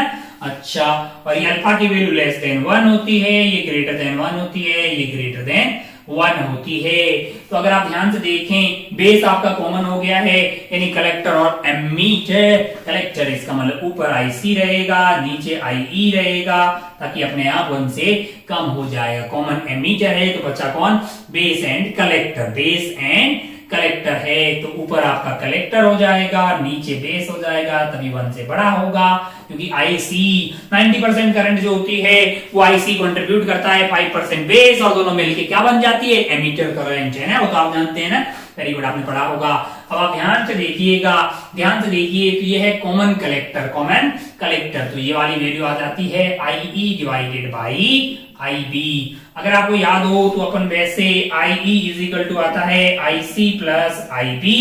अगर आप आईसी से दोनों साइड डिवाइड कर देंगे तो ये आपका आईसी यहाँ डिवाइड हो जाएगा, ये कार्यक्रम 1 हो जाएगा, और ये आईसी हो गया, और ये क्या हुआ है, ये तो आईई डिवाइडेड बाई आईसी यानी कि 1 बाई अल्फा हो गया है, that is equal to 1 upon IB by IC, 1 by beta हो गया है। अगर आप ध्यान से देखें तो आपके लिए क्या हो गया है, beta plus 1 divided by beta is equal to 1 by alpha. Alpha की वैल्यू आ गई बीटा अपॉन बीटा प्लस 1, ओ है ना। और अगर आप बीटा चाहिए तो 1 minus alpha minus 1 is equal to 1 by beta, 1 minus alpha by alpha is equal to 1 by beta, ओहो, बीटा इज इक्वल टू, मैंने कहा अल्फा अपॉन 1 माइनस अल्फा है, alpha upon 1 minus alpha, alpha upon 1 minus alpha, beta is equal to alpha upon 1 minus alpha. आपको option C में दिखाई देगा। इतना रद्दी सवाल आपको वैसे तो पहले याद होना चाहिए, टिक करके आगे बढ़ सकते हैं, ये बहुत ही लल्लू चीज थी। ओके, ये थे 20 सवाल जो ऑब्जेक्टिव, हमको लगता है 20 के 20 सही होने चाहिए भैया। अगर आपने कोई कैलकुलेशन मिस्टेक नहीं की और अगर आपने चीजें मतलब जो एक्सरसाइज 1 सॉल्व कर डाला है सभी का, सारे चैप्टर्स का, अगर आपने एक्सरसाइज 1 जो भी सिलेबस में, जो भी अभी टेस्ट के शेड्यूल में थे, अगर आपने एक्सरसाइज 1 क्वेश्चन बैंक का भी सॉल्व कर रखा होता तो आप इन 20 क्वेश्चंस को करेक्ट कर पाते। अगर आपसे कैलकुलेशन मिस्टेक हुई तो मान लो कि एक आध सवाल नहीं हुआ, पर हाँ 15 से ज्यादा तो हर प्राणी से हो जाते अगर आपने सही से टाइम दिया होता, थोड़ा सा पढ़ा होता। और अगर उससे कम हुए तो उसके 2 रीजन हो सकते हैं, एक ये कि आपने सही से टाइम नहीं दिया, एक ये कि आपको नहीं आता था। अगर नहीं आता है तो ये वक्त है भाई साहब, जाग जाइए। अब भी क्यों नहीं आता है, आना चाहिए, जागो तभी सवेरा है, अब आना चाहिए, मतलब एंड में। चलिए आगे बढ़ते हैं अपन सवाल नंबर 21 पे, न्यूमेरिकल है, क्वेश्चन नंबर 21। आइए देखते हैं क्या है 21 वाला न्यूमेरिकल। 5 न्यूमेरिकल झटाक से देखते हैं। क्वेश्चन नंबर 21 में पहले बना लेते हैं फोटो। क्या बोल रहा है, फोटो यहाँ पे एक बैटरिया लगी हुई है, मैंने कहा ठीक है, बैटरिया है 2 वोल्ट की और इससे कनेक्टेड ही इससे यहाँ पे वायर लगा है ए बी। ओके, पोटेंशियोमीटर का सवाल लग रहा है, ये बिंदु ए है, ये बिंदु बी है। अच्छा, यहाँ पे एक कार्यक्रम कनेक्टेड है बैटरिया से, ये जो बैटरिया है ये है आपकी 1.5 वोल्ट की, और यहाँ पे है इसका इंटरनल रेजिस्टेंस R। ये कार्यक्रम एक सर्किट से कनेक्टेड है, बाहर की तरफ 24 ओम का, और यहाँ पे लगी हुई है एक की। ठीक है भाई साहब, ओके, ये पूरा कार्यक्रम कनेक्टेड है, ये पूरा कार्यक्रम कनेक्टेड है गैल्वेनोमीटर से, और गैल्वेनोमीटर जो है वो कनेक्टेड है यहाँ पे जॉकी से, किससे, जॉकी से, यहाँ पे टच है। अब इंफॉर्मेशन देखते हैं, अब इंफॉर्मेशन देखते हैं कि सवाल भाई साहब क्या बोल रहा है। सवाल क्या बोल रहा है आपसे, ये जब ओपन थी तब 75 सेंटीमीटर आता है, ओपन थी तब क्या था 75 सेंटीमीटर। मैंने कहा बहुत रद्दी है यार, यहाँ 0 मान ले, यहाँ -2 आ जाएगा, यहाँ -2 आ जाएगा, यहाँ 0 0 आ गया है। मैंने कहा ओह बहुत बढ़िया, बहुत शानदार। ओह यहाँ पे 0 तो यहाँ का -1.5 आ जाएगा, करंट कुछ नहीं बहेगा तो यहाँ का -1.5 होना चाहिए वोल्टेज यार। ओहो हो, माना कि इसके अक्रॉस आपका ड्रॉप आया है आपके लिए -2, यानी कि 2 वोल्ट का ड्रॉप आया। अरे यहाँ पे 0 है तो यहाँ -2, यहाँ पे 0 तो यहाँ पे 2 हो जाएगा, आप यहाँ पे भी 0 मान सकते हैं। अरे है कि नहीं यार, अच्छा बहुत बढ़िया। और मान लीजिए इसकी टोटल लेंथ L है तो 2 वोल्ट का ड्रॉप हुआ है L लेंथ में, इसको अपन बोलते हैं पोटेंशियल ग्रेडियंट। या फिर अगर आपको ऐसा मानना तो लैम्डा वोल्ट पर सेंटीमीटर। मान लो कि ये लेंथ सेंटीमीटर में, क्योंकि आगे वो मैंने पढ़ा सेंटीमीटर में आपको दिखाई देगी लेंथ। मान लो कि लैम्डा वोल्ट जो है ड्रॉप हो रहा है पर सेंटीमीटर। मैंने कहा अच्छा बहुत बढ़िया। यहाँ पे 0, यहाँ पे आ गया आपका -1.5, और अगर ये जो कि बैलेंस यानी कि ये नल डिफ्लेक्शन शो कर रहा है, नल डिफ्लेक्शन शो कर रहा मतलब बैलेंस व्हीटस्टोन ब्रिज बन गया है। इसका मतलब ये है कि -1.5 वोल्ट यहाँ का भी पोटेंशियल होना है, वो यहाँ के बराबर होना चाहिए। यहाँ का 0 तो इसके अक्रॉस ड्रॉप होगा आपका लैम्डा इनटू लेंथ। लेंथ आपको कितना दिया हुआ है ऐसा, लेंथ आपको कितना दिया हुआ है पहले 75, यानी कि माइनस ऑफ लेम्डा इनटू 75। यहां से लेम्डा की वैल्यू आपके लिए आ रही है यानी 1.15 डिवाइडेड बाई 750 है ना, है ना। तो ये 1/50 वोल्ट पर सेंटीमीटर, वोल्ट पर सेंटीमीटर। मैंने कहा अच्छा ऐसा, बहुत बढ़िया, बहुत ही शानदार। ओ हो बहुत बढ़िया, बहुत शानदार। अब अगर आप ध्यान से देखें, तो आपको क्या चाहिए, आपको एक और इंफॉर्मेशन आगे कुछ पूछा होगा, क्या पूछा है, इंटरनल रेजिस्टेंस चाहिए। मैंने कहा ठीक है, इसको बंद कर दीजिए, इसको बंद कर दीजिए। अब आपको जॉकी को कहीं और लेके जाना पड़ेगा। मैंने कहा हाँ, इसमें करंट बहने लग जाएगा ऐसे। मैंने कहा हाँ, अगर इसमें करंट बहने लग गया तो करंट की वैल्यू क्या होगी, मैंने कहा आई हो जाएगी, आई डैश मान लीजिए, और ये करंट की वैल्यू क्या होगी, मैंने कहा ये करंट की वैल्यू होगी, इस वाले सर्किट में बैटरी है 1.5 की और रेजिस्टेंस है आपका R+R यानी कि 24+R। यहाँ का पोटेंशियल क्या है, अगर आप ध्यान से देखें तो करंट बहेगा ऐसे नहीं बहेगा, ऐसे बहेगा। क्यों, बैटरी यहाँ प्लस है या माइनस है, मैंने कहा हाँ, तो यहाँ पे आपका प्लस, यहाँ पे माइनस। अच्छा बहुत बढ़िया, बैटरी हमको क्या मतलब बैटरी का। अब ध्यान से देखिए, तो यहाँ का पोटेंशियल हमें निकालना होगा ताकि हमें यहाँ का पोटेंशियल मिल जाए, क्योंकि बैलेंस व्हीटस्टोन ब्रिज की अपन बातें हो रही है। तब ये वाली दूरी कितनी दी हुई है, 60 सेंटीमीटर दी हुई है। मैंने कहा अच्छा बहुत बढ़िया। अब अगर आप ध्यान से देखें, यहाँ का है -1.5, -1.5, और आप आगे की तरफ जाएंगे, अगर आप आगे की तरफ जाएंगे यानी कि आप इधर की तरफ जा रहे हैं, यहाँ का -1.5 है, आपका माइनस मिला तो आपने लिखा प्लस, क्योंकि आगे यहाँ का पोटेंशियल ज्यादा आने वाला है। करंट कैसे बह रहा है, करंट ऐसे बह रहा है, तो यहाँ का पोटेंशियल होगा I इंटू आर। आई की वैल्यू खुद ही क्या है 1.5 divided by 24+R into are. यहाँ का पोटेंशियल आ जाएगा, यहाँ का potential must be equal to यहाँ का पोटेंशियल, और वहां का पोटेंशियल क्या होगा, मैंने कहा वहां का पोटेंशियल होगा आपका माइनस ऑफ लेम्डा इंटू ये वाली दूरी। अरे माइनस में तो होगा ना यार, यहाँ -2 है, यहाँ 0 है, बाकी आप यहाँ 0 मान के प्लस में भी कर सकते थे। माइनस ऑफ लेम्डा, लेम्डा की वैल्यू है 1/50, और बीच की दूरी क्या है इस बार आपके लिए 60 है। क्या है 60 है। अच्छा है ना, हाँ 6/5 है ना, 6/5 है। अच्छा बहुत बढ़िया भाई साहब, बहुत शानदार। हो तो अगर आप ध्यान से देखें तो आपके लिए क्या हो गया ये पूरा कार्यक्रम। 6/5 की बात करें तो 1 एंड ये आपका हो गया है ये माइनस और 1.2 अरे आगे नहीं यार। अच्छा इधर ले आइए, इसको इधर ले आइए या उसको इधर लेके चले जाइए, तो 1.5R divided by 24+R is equal to आपके लिए 0.3। इसको मैं लिख सकता हूँ 0.3 हो जाए, कितना हो जाएगा 0.3 हो जाएगा। अच्छा 0.3 से इसको काट लो ना भाई साहब। मैंने कहा हाँ। अच्छा ये कि कितनी बार कट जाएगा, 5 बार कट जाएगा। अच्छा 5R इज इक्वल टू आ रहा है 24+R। मैंने कहा हाँ 4R इज इक्वल टू आ रहा है 24। अच्छा R की वैल्यू क्या आ रही है यहाँ से 24 डिवाइडेड बाई 4 यानी कि 6 ओम आ रही है। क्या आ रही है 6 ओम आ रही है। क्या आंसर हमारा 6 ओम है। मैंने कहा बिल्कुल होना चाहिए। अरे बहुत जल्दी है यार, कुछ नहीं, नल पॉइंट डिफ्लेक्शन पे ये काम करता है। जब यहाँ का पोटेंशियल इस वाले पॉइंट पे बराबर हो जाता है तो इसकी जो सुइया है नीडल है वो नल डिफ्लेक्शन शो करती है, ना इधर ना उधर। वो वाली कंडीशन को बैलेंस व्हीटस्टोन ब्रिज के प्रिंसिपल पे काम करता है। गैल्वेनोमीटर के दो फायदे होते हैं, एक तो ये कि ये स्मॉल अमाउंट का करंट मेजर करने में काम आता है, दूसरा ये नल डिफ्लेक्शन शो करता है। बाकी इसका उपयोग करके आप अमीटर एंड वोल्टमीटर भी बना सकते हैं। Conversion of galvanometer into ammeter and conversion of galvanometer into voltmeter की बातें अपन करते हैं। तो ये गलती सवाल था। बेसिकली इस तरह के सवाल आपको बोर्ड लेवल पे भी पूछे जाते हैं। अननोन रेजिस्टेंस निकालने का बिल्कुल पूछा जा सकता है। जेईई मेन में ऐसा सवाल पूछने की हाई पॉसिबिलिटी रहती है क्योंकि ये प्रैक्टिकल से रिलेटेड सवाल है। 21 हो गया है, आगे बढ़ते हैं 22 पे। 22 क्वेश्चन क्या है 22 electron is short into one end of the solenoid. Electron is short into one end of the solenoid. अच्छा बहुत बढ़िया, बहुत शानदार। 22 जरा देखिए क्या है क्वेश्चन नंबर 22। क्वेश्चन नंबर 22 एक सोलेनॉइड है। क्या है एक सोलेनॉइड है, electron is shot into one end of the solenoid as it enters uniform magnetic field within the solenoid. Speed इतनी थी, वेलोसिटी 30 डिग्री पे थी।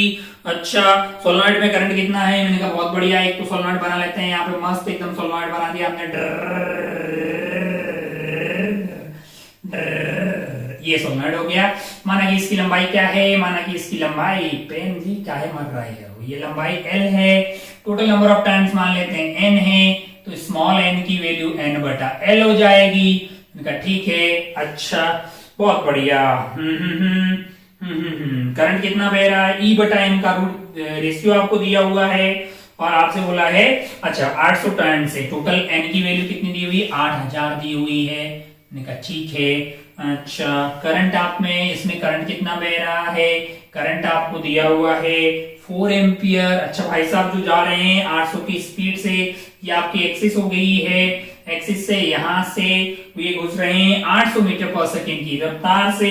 एंगल है 30 डिग्री, तो ये ऊपर आ जाएगा 800 साइन 30 यानी कि 400, और यहाँ पे आ जाएगा 800 इंटू कोस 30 डिग्री यानी कि 400 रूट 3।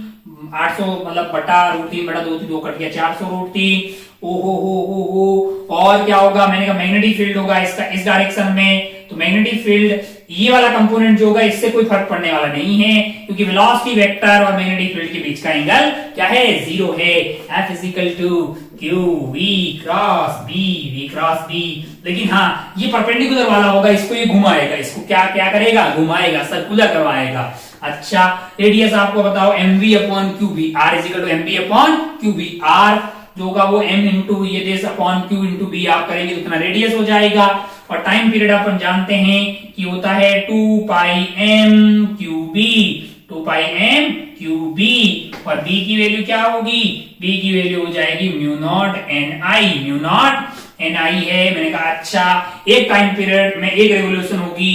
अच्छा, ये पूछ रहा है कितने रेवोल्यूशन करेगा? मान लो कि n रेवोल्यूशन कर देगा, तो एक time period into total number of revolutions is equal to total time होना चाहिए। मैंने कहा भैया इसको टोटल टाइम के लिए इसको L लेंथ तक जाना होगा आगे की तरफ, और ये रफ्तार तो 400 रूट 3 है, क्योंकि ऐसे जा रहा होगा डर, तो कितना टाइम लगेगा इसको क्रॉस करने में? L divided by 400 root 3। ओहो, अगर आपको नंबर ऑफ रिवॉल्यूशन चाहिए, नंबर ऑफ रिवॉल्यूशंस अगर आपको चाहिए, तो आपको क्या करना पड़ेगा? L divided by 400 root 3 divided by capital T करना होगा। और कैपिटल T क्या है? वो है आपका 2 पाई m QB। Q आपका E हो गया है, इलेक्ट्रॉन है। B की वैल्यू क्या है? मैंने कहा वो म्यू नॉट NI है, और N की वैल्यू क्या है? N बटा L है। N की वैल्यू N बटा L है, यानी कि 8000 बटा L है। और I की वैल्यू क्या है आपके लिए? I की वैल्यू 4 है। अच्छा, बहुत बढ़िया भाई साहब, बहुत ही शानदार। हो। तो अगर आप ध्यान से देखें तो L ने L की बत्तियां गुल कर दी है, E बटा M की वैल्यू दी हुई है, और म्यू नॉट की वैल्यू अगर आप चाहें तो मैं यहाँ लिख लेता हूँ 4 पाई इंटू 10 की पावर -7 होता है। आइए खेल लेते हैं। हो। E बटा M की वैल्यू भी अगर आपको दी हुई है तो यहाँ पे लिख लेते हैं ना, यहाँ पे मल्टीप्लाई में E बटा M की वैल्यू क्या है? √3 इंटू 10 की पावर 11। √3 इंटू 10 की पावर 11 है, तो √3 से √3 कट जाएगा, और ये कार्यक्रम हो जाएगा आपके लिए 2। कितना हो जाएगा? 2 हो जाएगा भाई साहब। मैंने कहा बहुत बढ़िया भाई साहब, बहुत ही शानदार। हो। अब अगर आप ध्यान से देखें तो यहाँ पे है 2 और ये है आपका 8। 4 इंटू 2 हो गया 8, और ये आपको ये से काट लेते हैं 2 बिंदे से, 2 बिंदा, और ये आपका हो गया है 20, और ये 20 इंटू 8, और ये 160 इंटू 10 की पावर 4। सवाल हमारा बोल रहा है कि ये कार्यक्रम किसके बराबर है? ये कार्यक्रम है y बाई 5 इंटू 10 की पावर 6 की। मैंने कहा ठीक है, ये 5 कट गया और ये कार्यक्रम 2 आ गया। y की वैल्यू होगी 16 बटा 2 यानी कि 8 आपका आंसर हो जाएगा। 8 इज द आंसर। आपको सवाल में y निकालना था तो आप 8 फिल करके आगे बढ़ सकते थे। ये था 22। आगे बढ़ते हैं 23 पे। आगे बढ़ते हैं सवाल नंबर 23।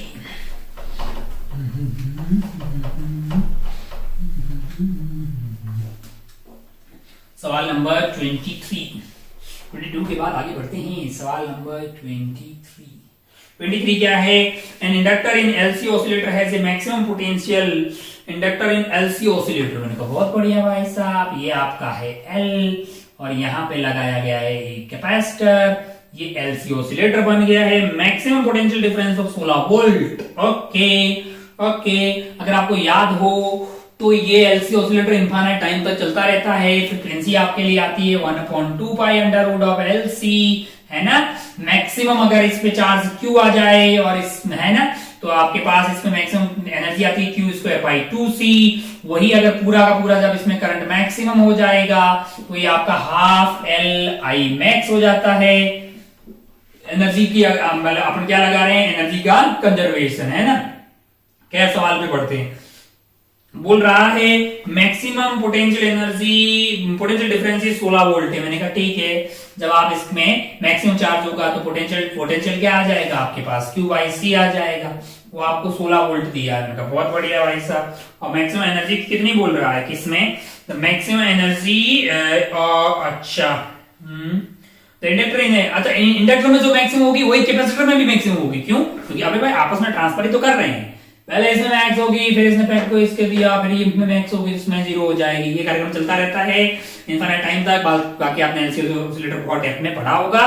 तो यहाँ पे जो मैक्सिमम एनर्जी है, इसके बाद जो मैक्सिमम होगी वही इसको मैक्स मिलेगी, यानी कि क्यू स्क्वायर बाई 2c जो है वो आपकी मैक्सिमम एनर्जी दी हुई है। कितना दिया हुआ है सवाल में? वो आपको 640 माइक्रो जूल दिया है। क्या दिया हुआ है? 640 इंटू 10⁻⁻6 जूल दिया है। हमको तो लगता है कि दोनों को डिवाइड करके क्यू निकाल देना चाहिए। ये अगर आपकी इक्वेशन 1 है, या आपकी इक्वेशन 2 है, तो दोनों को डिवाइड कर देते हैं या फिर क्यू बाई सी की वैल्यू ही डाल देते हैं। अगर इसमें देखा जाए तो क्यू बाई सी, इसको Q by C divide by 2 into आपके लिए क्यू बाई सी की वैल्यू आ गई है 16, that is equal to 640 into 10⁻⁻6। तो ये कट गया 8 से, तो क्यू की वैल्यू आ गई है, क्यू की वैल्यू आपको 80 80 माइक्रोकूलम आ गई थी। कितनी आ गई है? 80 माइक्रो कूलम। ठीक है। अच्छा, और क्या पूछा है आपसे? अरे आपसे पूछा find the value of capacitance है इन द एलसी ऑसिलेटर। मैंने कहा अच्छा क्यू मिल गया है, क्यू मिल गया है, वही दिया हुआ है, सी निकालना है। मैंने कहा सी तो बेसिकली क्यू बाई वी है। क्यू की वैल्यू 80 है, वी की वैल्यू कितनी है? ये माइक्रो कूलम है, वी की वैल्यू है 16। अच्छा भाई साहब, 5 माइक्रोफेरेड आएगा। आंसर आपको माइक्रोफेरेड की टर्म में बात करेंगे तो आंसर 5 हो जाएगा। लल्लू सवाल। अगर आपने एलसी ऑसिलेटर पढ़ा है, आप जानते हैं एनर्जी कंजर्वेशन के बारे में, तो बहुत ही आसान सा सवाल था, है ना। बाकी डेप्थ में हमने बातें की है पहले ही। 23 हो गया है, आगे बढ़ते हैं 24 पे। सेकेंड लास्ट सवाल 24 भैया भाई साहब। 24 क्या है, ध्यान से देखिए। 24 में एक एलसीआर सर्किट है, एसी का लग रहा है। एलसीआर, ये आपका एल हो गया है, ये कैपेसिटर है एलसी, और ये है आपका आर सर्किट है जो कि एसी के सोर्स से कनेक्टेड है। मैंने कहा अच्छा भाई साहब, बहुत बढ़िया, बहुत शानदार। मान लीजिए इसका एक्सएल है, इसका एक्सी है, रिएक्टेंस है ना, सीरीज विद 100 ओम रेजिस्टेंस, यानी आर आपको 100 ओम दिया हुआ है, ये आपको 100 ओम दिया हुआ है। Connected AC source of 200 volt supply, 200 volt की सप्लाई है, यानी कि आरएमएस वैल्यू आपको दी हुई है। एंड एंगुलर फ्रीक्वेंसी आपको दी हुई है 300 रेडियन पर सेकेंड। मैंने कहा ठीक है भाई साहब, बहुत बढ़िया। When only capacitance is removed the current lux beyond the Q. अच्छा, आपने क्या कर दिया? When only capacitance is removed, मतलब सिर्फ एलआर सर्किट रहा। एलआर सर्किट है, इंडक्टर में कौन लीड करता है? पोटेंशियल। अच्छा, आई आपका इस साइड रहेगा, है ना, आई इंटू आर। इस साइड कौन रहेगा? मैंने कहा आई इंटू एक्सएल होगा, है ना। ओ हो नेट आपका आई इंटू जेड इस साइड में आएगा। ये एंगल 60 है, तो tan 60 डिग्री की वैल्यू मेरे लिए हो जाएगी I XL divided by I R. ओ, ये तो भैया एक्सएल डिवाइडेड बाई आर की वैल्यू 100 दिया हुआ है, और tan 60 की वैल्यू √3 होती है, तो एक्सएल की वैल्यू तो आ गई √3। 100√3 एक्सएल की वैल्यू आ गई है 100√3 ओम। एक्सएल की वैल्यू क्या आ गई है 100√3 ओम। मैंने कहा बहुत बढ़िया भाई साहब, बहुत ही शानदार। ओ हो। अब अगर आप ध्यान से देखें तो आपसे और कुछ बातें बोल रहा है। When the inductance is removed current Leeds. मैंने कहा इंडक्टेंस को रिमूव कर लो, बचा क्या? मैंने कहा भाई साहब आरसी सर्किट बचा है, आरसी सर्किट है। इंडक्टर में पोटेंशियल लीड करता है, कैपेसिटर वाले में आपके पास करंट लीड करता है ना, पोटेंशियल से। तो करंट आपका IR इस साइड रह जाएगा और कैपेसिटेंस 90 डिग्री से पीछे रहेगा आपका I इंटू XC। रिजल्टेंट यानी कि इस डायरेक्शन में पोटेंशियल होगा I इंटू Z का। ये एंगल आपको 60 बोला गया है, यानी ये पीछे की तरफ है ना। तो आपके पास tan 60 डिग्री यानी कि फिर से आपके पास √3 है, जो कि आ जाएगा XC डिवाइडेड बाई R। हो। तो यहां से XC की वैल्यू क्या आ रही है 100√3 ओम आ रही है। अरे ये क्या हुआ है, एक्सएल और एक्सिस तो सेम आ गए। मैंने कहा अगर आप ये तीनों जब लगे होंगे तो जेड आपके लिए क्या हो जाएगा, जेड आपके लिए एक्सएल माइनस एक्सी का whole square plus R square है। ये दोनों इक्वल है, 0 हो जाएगा। तो जेड मिनिमम के बराबर आ जाएगा आर के बराबर। और ये तो रेजोनेंस की कंडीशन है, क्या पूछा गया है, calculate the power dissipated in the circuit. मैंने कहा अच्छा पावर क्या होती है, अगर आपका जेड आर के बराबर आ गया है तो पावर आपको याद हो तो पावर होती है, पावर की बात कर रहे हैं IRMS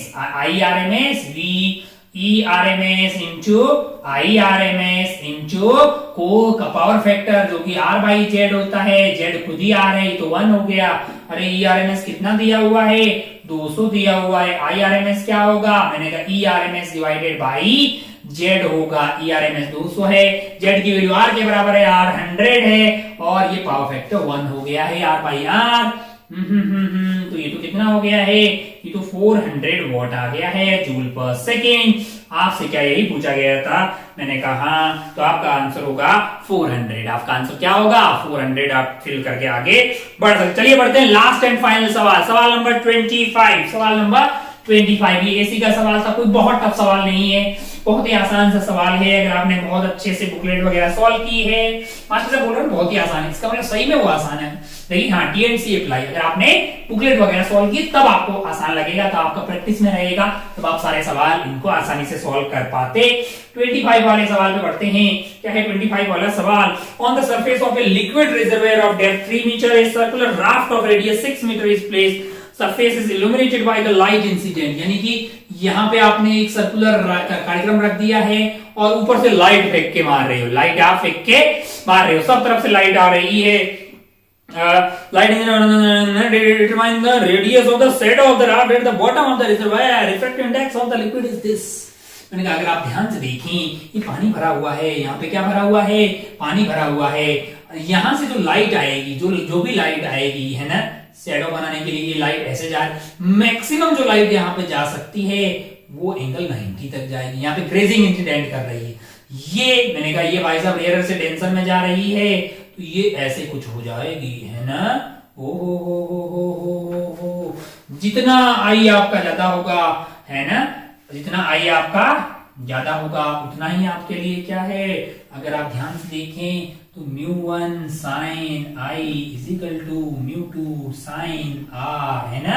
अच्छा भाई साहब बहुत बढ़िया, बहुत शानदार। ओ हो। तो अगर आप ध्यान से देखें यहाँ पे भी रे जस्ट क्रेजिंग इंसिडेंट करे, ये टकरा के आपके पास ऐसे आएगी और ये कितना डेप्थ नीचे है 3 मीटर नीचे है, तो यहाँ इसका ये बन जाएगा, क्या बन जाएगा, इसका इमेज बन जाएगा, यानी कि इसका शैडो बन जाएगा। अच्छा भाई साहब बाकी वाली रे लाइट जो है ऐसे निकल के आ जाएगी है ना, और इधर से तो लाइट आने वाली नहीं है, यहाँ तो पानी है। ओ हो। तो हमें ये निकालना। अच्छा ये वाली दूरी आपको क्या दी हुई है, ये आपको कितना दिया भाई साहब, रेडियस 6 मीटर दिया हुआ है, और यहाँ पे एयर है और यहाँ पे है आपका वाटर, यहाँ पे जो भी लिक्विड दिया गया है यहाँ पे लिक्विड है।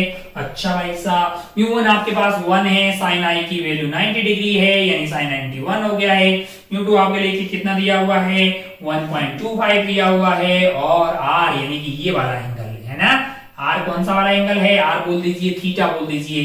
मैंने इसको थीटा बोल दिया तो वो साइन थीटा बन जाएगा।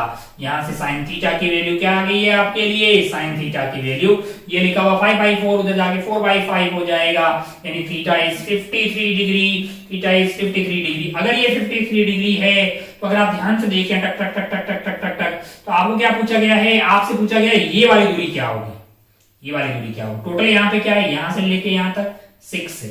काश मुझे ये पता होता x, मैंने x मान लिया। ये वाले ट्रायंगल में देखोगे और ये वाली डेप्थ आपको 3 मीटर दी हुई है, तो tan थीटा निकाल दीजिए।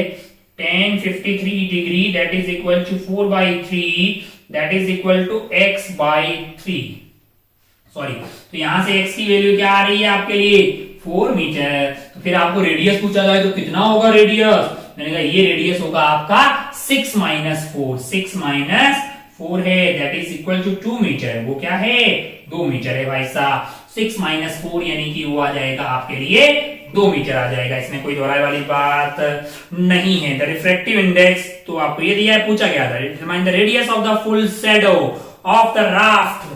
तो आपने इस तरह से इसके आपको जो भी शैडो बनेगी उसका रेडियस क्या होगा। ये तो बहुत ही मतलब रद्दी सवाल था, है ना। अच्छा, बहुत बढ़िया, बहुत ही शानदार, खूबसूरत। ओ हो। इसके साथ ही अपना जो है टोटल 25 क्वेश्चंस का डिस्कशन यहाँ पे खत्म होता है। अब सवाल ये उठता है कि भैया ये जो पेपर था उसकी डिफिकल्टी का क्या हालचाल है। डिफिकल्टी आप है नहीं, डिफिकल्टी इसमें सही बताएं तो है ना, इजी या मॉडरेट साइड का अपन बोल सकते हैं।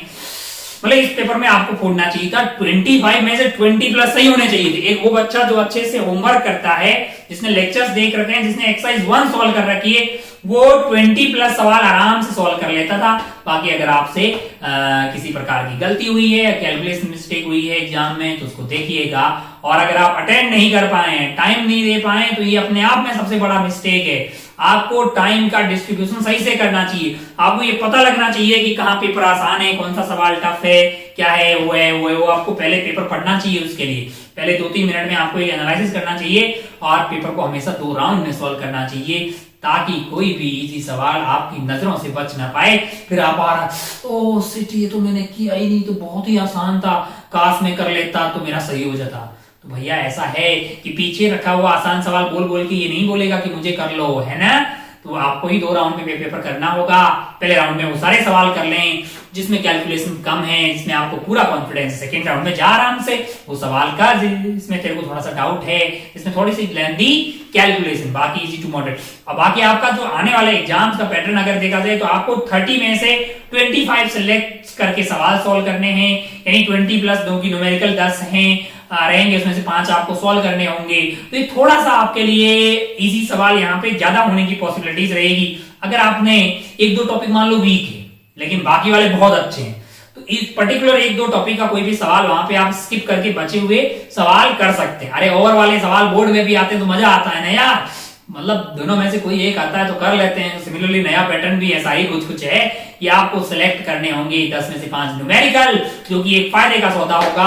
और ऐसे केस में आपको इजी सवाल मिलने की पॉसिबिलिटी ज्यादा होगी, क्योंकि आपको ऑप्शंस रहेंगे सिलेक्ट करने का नंबर ऑफ क्वेश्चंस में से।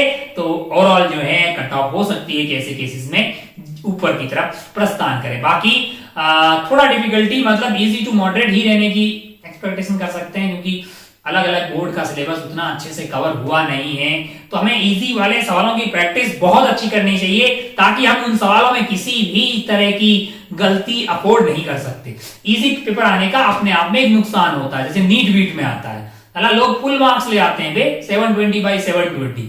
वहां पे अगर मान लो कि थोड़ी सी मिस्टेक रही, सिली मिस्टेक हमने की, कैलकुलेशन मिस्टेक की, उस दिन कुछ सवाल छोड़ के आ गए, तो बहुत नुकसान होगा भैया।